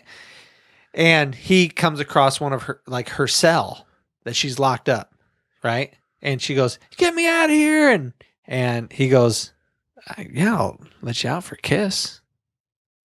And then he gets an alert and he's like, I gotta go save the world. And she goes, if you save the world, I'll let you fuck me in the asshole. That's in the movie? That's the English version. The England version or the European version is something in my bunghole or something. Bugger like me in my bunghole? Something. But she said it so quickly, I was like, what? I love this movie already. And he takes off, obviously, and he does his thing. But at the very end, here's a scene that didn't need to be in the movie, but I enjoyed it. He's got cameras on his glasses, right? Okay. So there's a guy. You can see behind him, or no. Wherever he looks, whoever's helping him out can see it on the screen also. Gotcha. So he looks down, and there's the princess, no bottoms on, laying on her stomach, ready to be buggered. Oh. And that's how the movie ends. They needed to have that in there. I think that's a good scene. You think that's appropriate for a 9-year-old? Because you don't take a fucking 9-year-old to a rated R movie. I'm sorry, Mook. I'm saying I would like it. Not anybody else. It was actually pretty naughty, and I liked it a lot. I can't wait to see it. But the hard part is they show it on TV, and it looks like a fun little, almost like a kid's action movie. And so I'm like, but Colin Firth is one of my favorite actors. So that's why I would see it. He actually gets into, there's a scene with him where it's like fucking Dawn of the Dead, where there's so much brutality, there's so much graphic violence. You're like, oh, fuck. In your little 9-year-old's brain. No, my little 9-year-old pulled his sweatshirt up over his, I don't know why he pulled it up over his nose. And then he pulled his sweatshirt hood over his eyes. It was just too much. And I just said, dude, don't look at this. Too much for his little brain. Yeah, there was times where I actually acted like a father. And I was like, dude, I don't want you to watch this. Okay, you're good. You're good. Well They're done. Well, yeah, you can look now. We're going to watch you get fucked in the ass. What? They didn't do that in the movie. You saw her naked butt. Was it a nice butt? It was a great butt. It was a great butt. And what did I do instinctively? I stared right at the gap. I'm like, oh, is there? Oh my god, are they going to show some puss? What's funny is I just did, and I was staring at it so hard I didn't appreciate everything else that was going on around it. Nice. Yeah, I've had this conversation with some people at work about denying certain things that are like universal truths. And I would have to say that what you talked about with a woman walking by, that even if you're at a higher level of thinking, since we are higher primates, that you don't look because you know it's inappropriate, or you don't look because you think it might be offensive to somebody, maybe your wife who's staying next to you, or, you know, the woman you stare at her ass as she walks by, she might not care for that either. That there are certain things that are just kind of undeniable. And that the more you resist them, the more they become apparent. And I guess I've thought about that since you mentioned that I know that I make a conscious effort not to have those reactions, but I still have the reactions. You know what I mean? What I didn't say about that conversation when I brought it up to begin with, what I didn't say is that you were just kidding, and now I'm hanging out there like an asshole. No, what I didn't say was I was having that conversation with a woman. What'd she say? What was her point of view? That's what I want to know. Her point of view was, I don't think men would be ready for the social. How should I say this? The labeling. Like a bitch, or she's a cunt. She's a whore. Oh, you fuck around a lot. Oh, you fuck. What? No, guys can screw around with. Guys can have sex with multiple women. He sleeps around. He's a fun guy. A woman does it, and she's scarred. I mean, that's your fucking label. You're a fucking whore. I hope your husband doesn't find out about it, that you slept around with so many people. I mean, there's this instant. It's such a heavy social thing, she said. I want to have you. We talked about this a long time ago when I said I would love to have. I think we were trying to have Tino Cruz on, and I wanted to ask him about African American issues and points of view. And you're like, I don't want to have somebody on here and then bombard them. I would like to have some women on here who'd be willing to have a conversation just specifically about that. Oh, I think we have had women on here who would be great with that conversation. We're gonna have Katie, the personal trainer, on here in April. Maybe she'd be down. Would she be really down? But she's a bodybuilder. She's a fitness model. I would think that she'd be even more hyperly aware of, focusing on your looks and how you're labeled and shit like that too. Yeah, I think a masseuse. Isn't that what's on your face? A masseuse. God, I can't even fucking say it right. You said masseuse? Masseuse. Yes. Masseuse. That just doesn't sound right. Masseuse. The lady who gives me my massage. How's that? Well, I think we've been talking about that. I've been talking with them via Facebook because who? Kent and okay. Is it Shelly? Yeah. About her having a show with us podcast wise about her cooking and her health stuff. Mm-hmm. We've been chatting, kind of beating around the bush, so to speak, but they want to have a sit down meeting. So. I would actually like to sit down with the instructor from Capri for the massage school. Oh, I thought it was just hair. No, they have a massage. You should go to Carlson out by Anamosa. They have a big massage clinic out there, Carlson Massage. Yeah, I mean, I would just like to talk to somebody who is bringing fresh people in and ask them, okay, do you at any time confront this issue? I mean, you're so close. I mean, you're a hair. Confront what issue? You're a hair away from what you're doing is so sexual without it being sex. Mm-hmm. So it's so easy for me as a guy to think, oh my God, I feel so good right now. Your hands are on me and you're making me feel so fucking good right now. Oh, and by the way, you made me get naked, which I was in Cancun getting a massage, and I got a raging hard on. And I have this really thin sheet over me, and I'm just like, fuck it. Did you really? Your boner was not poking up through that sheet. Fuck yes, it was. You had a tent pole that whole time? Goddamn right. Oh my God, dude. You are fucking out of control. And I didn't care. That was the thing. I laid there. Does your wife know about this? No, I didn't leave the massage parlor and go, hey, by the way. No. Huge erection. I thought maybe sometimes people get spa things together. Couples get spa things together. Oh, okay. No. I think having somebody's hands on you is healing. That doesn't anyway, happen so. every time. That does, obviously, no, it doesn't happen every time. But when I was down there, I was like really thinking a lot about what's the social norm. No boners is probably a pretty good social norm, I imagine. Well, that would be an interesting question for a massage therapist because I think that's probably a goddamn norm. It probably. I mean, I know. It's like a 14-year-old boy being asked to go up to do a math problem on the chalkboard. You're like, oh fuck. Oh shit! 4-hour boner. It's not going away soon. You start the massage laying on your stomach. But of course, it's a woman, not a guy. Because if you have a guy massaging, you're not going to get a hard on.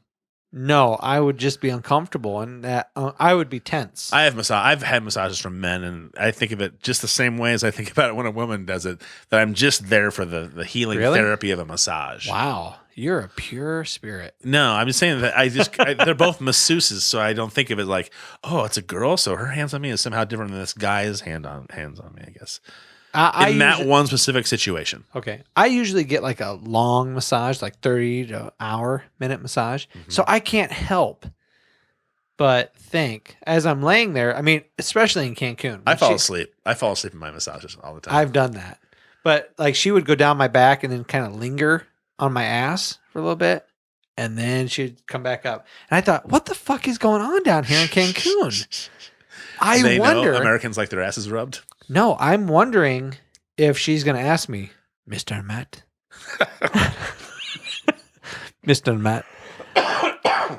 Do you want to finish, Mr. Matt? I'm thinking this in my head, and I'm laying on my stomach. Would you be hard-pressed not to say no? I'd be a little hard-pressed not to say no. Only because I don't look at it as... It's a hand job. I don't look at it as sex. I didn't like seek out that woman for that release. I sought her out to get a massage. And if that were to happen, I'd be like, I just feel so fucking relaxed right now. Yeah, just go ahead. Oh, yeah. That was perfect. Thanks. That was the cherry on top of the sundae. It is a muscle. So, I mean. Yeah, let's justify it. Let's justify it. If our wives actually watched the show, they wouldn't fucking care even if they all watched I'm saying is this podcast is all about being honest. And Todd, you need to get the fuck out of here. You've been here too long. We've been carrying on for a while. Thank you very much to James, Johann, and Big Dale Hilton. Yeah, they were awesome. Again, I wish we had more time. We had such an awesome opportunity with this podcast, and I love it when people have to go, and I'm like, oh, hey, I want to hold his coat. Are you sure you have to go, Dale? Please, come on, please don't go. Just have a seat. We're having a good time. I would love to go to Sturgis and watch them. That'd be a blast. I would love. I think James would fit in just fine at a bike rally. What's so different about Sturgis? him? Yeah. Oh, I think anybody who doesn't have a bike, even if I had a Harley, I would still feel like a poser. So would I. If I hadn't been riding for 20 years. Yeah, and you got worn out leather jacket on. You walk in and everything's crisp and clean and brand new. And yeah. Hi, everybody. You like my? I got a jacket that says Hell's Angels. Huh? It also says Harley. When I walk, it squeaks. Rink, rink, rink. Yeah. Yeah. My buttons are so shiny. I have a really hard time being a poser. Yeah, I don't like that either. I want to experience it, but it's like I talked about with you the other day about I don't want to go climb Mount Everest and have some poor guy haul my shit up and down so I can have a gourmet meal. I want to haul my shit so I can experience what it's like. It's the same thing. I want to go to Sturgis and I want to be part of what it's going on and be part of it. And I don't think you can be part of that culture unless you've been doing it for a while. I wouldn't mind seeing it on TV because I don't like crowds. I always forget about that part. I would probably freak out. I would love to. We should do a podcast up there sometime. That would be from Sturgis. Fucking awesome. All right. Well, find some cool people. Have them on. We could find a place where there's no crowds. You don't have to go to crowds if you don't want to. Stay in your hotel room like a pussy. You're fine. I'll walk around. I'll talk to people. Thanks, Todd. You made me feel so much better. And hey, I'm not the one who took my kid to a rated R movie. Okay. That's true. That's true. But he said he did like the movie. Anyway, I saw a nice ass. I'd be happy too. It was one of the best father-son moments we've had in a while. That day, not the movie, not just the movie. Can you want me to explain the day? The bar is kind of. Hey, it moves up and down a lot. Sometimes I hit my forehead on it. Sometimes I'm gonna make myself sound even better as a parent. I kept him home from school. I said, hey, dude, your sister has had. We call it a mental health day. But fuck, kids don't need a mental health day. What it truly is parents are really limited on the time that they can spend with their kids one-on-one. That's what it is. Sure. Excuse me. That was great. Thank you. And I know, Jabba the Hutt. and I know that when I get one of my kids by themselves instead of the three of them hanging out together, Yeah. I know they're a completely different person, It's enjoyable. right? And it's very enjoyable. It's enjoyable for them. It's enjoyable for me. So this is what we did. I told him, "You're not going to school that day." He was so excited. I go, "You get to plan the day, whatever you want to do."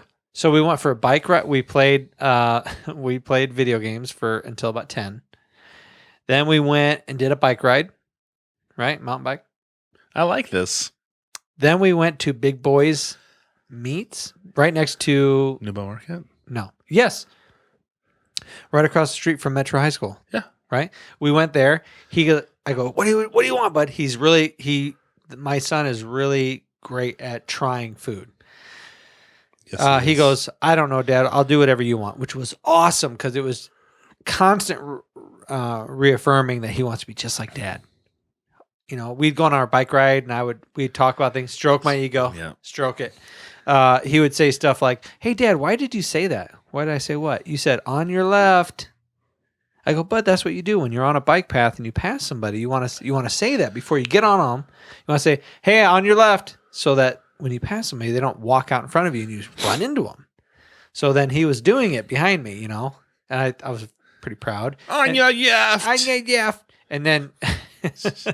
And then, another time, I was passing a guy and he had some Siberian Husky dogs. I go, "Your dogs are beautiful." Zoom, drive on by, right on by. And he goes, "Why did you say that?" I go, "Well, were his dogs pretty? Were they pretty puppies?" He goes, "Yeah." I go, "There's nothing wrong with giving a random person a compliment." Fill their bucket, man. Yeah. Perfect. So he started doing that stuff. I loved it. And then we went to the hot dog place and he goes, "I don't know. I'll have whatever you're having, The Dad." flying weenie? No.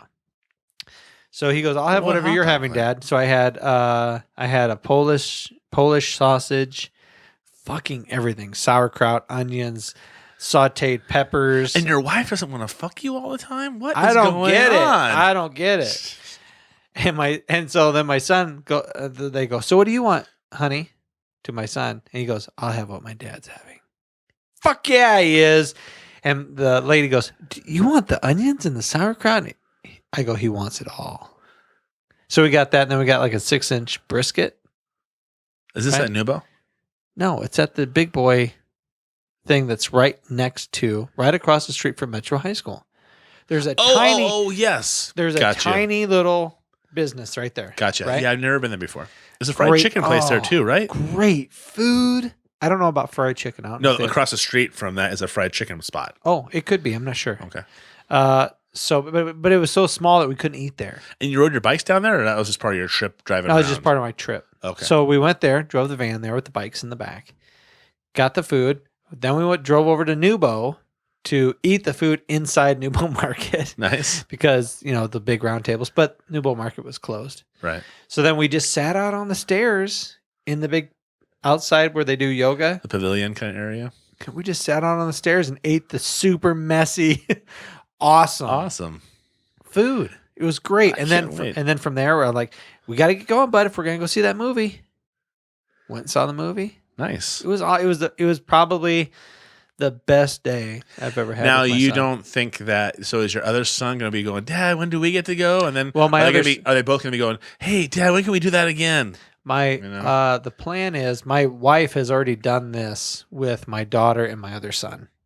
Oh, so it's kind of helped you. Kind of. Yeah, I mean, it started out with my daughter saying, "I don't feel good," so we kept her home from school because we thought she was sick, and then it was like, "You're not fucking sick, Right. so let's have a mom and daughter day." So they went out shopping and did different things and had a great time.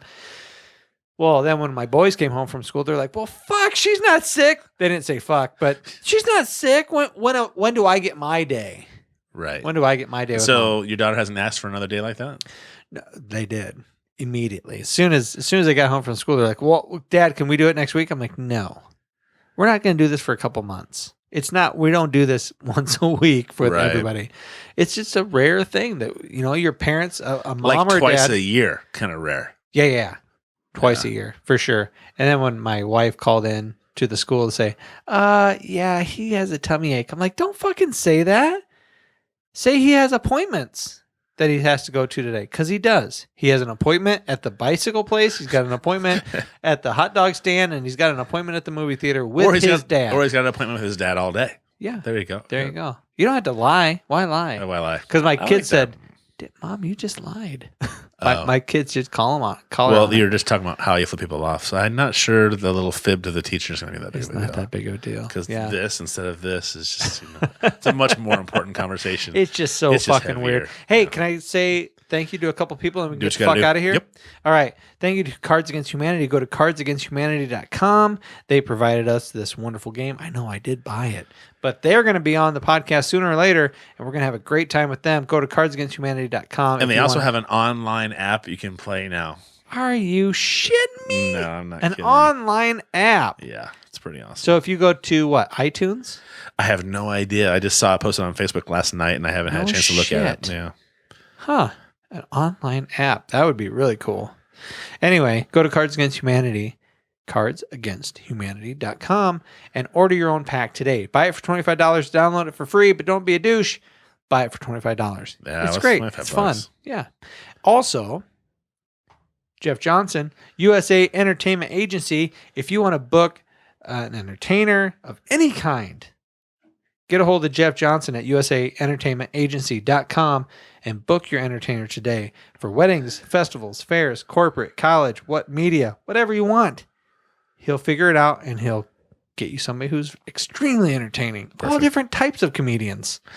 Yeah. And I also want to give a big shout out to Sauce Hockey.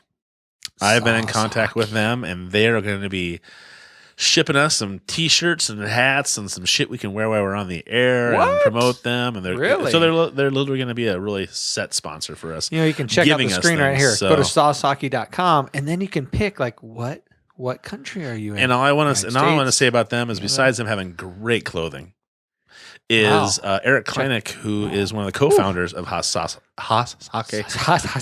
Sauce Hockey is he was one of the ones who suggested that Matt get involved with some giving back for your guys' production company. So I think that's pretty cool that he was the catalyst for some of the things you're doing to give back to the community. I think that's pretty awesome that you guys are doing that. And later on this year, you will be seeing some stuff from Metro High School. If you look into it, they're celebrating their 40th year anniversary, and they're doing a special podcast. They're bringing in alumni, 2-3 generation families that have been through Metro, and they're doing interviews. It's all student led, which I think is awesome. It's very cool. So yeah, I'm just going in a couple hours here and there, talking to kids about, thinking about how to set up an interview, thinking about how to work their equipment, trying to teach the teachers software, things like that. What I'm doing is so bare minimum. I feel guilty even saying it. But what I saw the last time I was in was An accumulation of all the work you've put in, even if it's subtle. Yeah, but the cool thing was when I walked in last time to the school, the lights were set up, the cameras were ready to go, the sound, recording devices, the mics, everything was wired, ready to go. And the kids had done it all. That's awesome. The kids had done it all, and they knew their own jobs. So it was really neat to see them take ownership in this project. And then, they can take this little project that is the schools, and then they can think, well, how can I do this for me personally, and what would I want to talk about? So it'll be kind of neat to see how this transforms year to year. So it's awesome. Check that out. Saucehockey.com. Check that out. And also the 40th Metro High School, which we will post and tweet and all that stuff when that becomes available. Perfect. Todd. Yes, sir. Okay, so people went to YouTube. They're watching the video. Right? How else can they check us out? If you go to iTunes or Stitcher, you can go to either one of those, and you can subscribe and follow us on those two broadcasting units, I like to call them.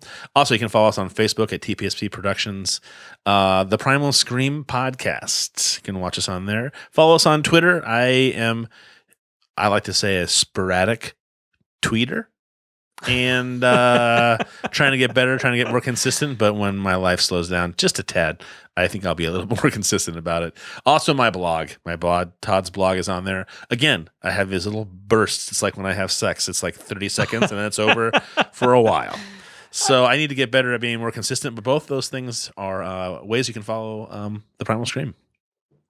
Yeah, and if you just go to TPSP Productions, one last thing, when you go to TPSP Productions, which is my production company and my partners, please help us out. We're trying to, we really are trying, I'm sure we've annoyed a few people, trying to get better equipment so that we can really turn these videos around faster and also better. We want to constantly improve the look and the sound and the content of our videos. So if you kind of enjoy this a little bit and you want it to be better, go to tpspproductions.com, and right here, the help support the studio button. It's a little black rectangle. Triangle. I almost said triangle. Rectangle. Click on that. And what happens is it takes you to this page, and you can donate. The TPSP Productions donations page, and you can donate, and we thank you for your donations. We really appreciate it. And that goes towards better equipment, better sound, and all in all, our overhead, so that we can try to be better, try to get better, and bring you more entertainment stuff, entertaining stuff. Now, if you have a comment and you'd like us to talk about this, that, or the other thing, or you think, hey, I'm really sick of seeing the back of Todd's head, I would love to see his face. Sorry. Comment on that on the bottom of the YouTube, in the comments in YouTube, or you can go to our website, TPSP Productions, go to shows, click on the Primal Scream podcast, go to whatever show tickles your fancy, and you can leave a comment on that underneath that show. You guys were really bad in this one, or hey, you guys were really great in this one. Either one. Yeah. Awesome. Or Matt should drink less. Whatever. I don't care. Maybe Matt shouldn't take his kids to that type of movie. I understand. I understand completely. But that's awesome. That's how you guys could help us. That's my call to action to everybody. Fucking do it, would ya? Nice. And Penguins Comedy Club. Go to penguinscomedyclub.com. If you're in the area of Cedar Rapids and you're like, what the fuck am I going to do tonight? Go to penguinscomedyclub.com, and you can see the comedians that are going to be on. James Johann's going to be there. He'll be gone by the time you listen to this, but you can check him out at other places. But Doug T, March 20th, that's when Doug T will be on. Guy Torrey, March 27th. Adam Hunter, April 3rd. So Steve Zimmerman, April 10th. So, and then, ladies, you have 50 Shades of Men, April 23rd at 7:30 p.m. 50 Shades of Men at Penguins Comedy Club. If you want to get your... Is it like a men's dance group? Yeah. If you want to get your man meat visual on, 50 Shades of Men, April 23rd at 7:30 p.m. That's awesome. So check it out at penguinscomedyclub.com. Get your freak on, and there's open mic. Click on whatever you like. Matt. Yeah, buddy. I just called you Matt. I'm Matt. Todd. What? Great podcast, pal. Thanks for coming over tonight. And so I had a great time tonight with Todd. Yeah, as always. As always, I'm Matt. I'm Todd. And I will see you later. Adios. Good night. 50 Shades of Men, April 23rd.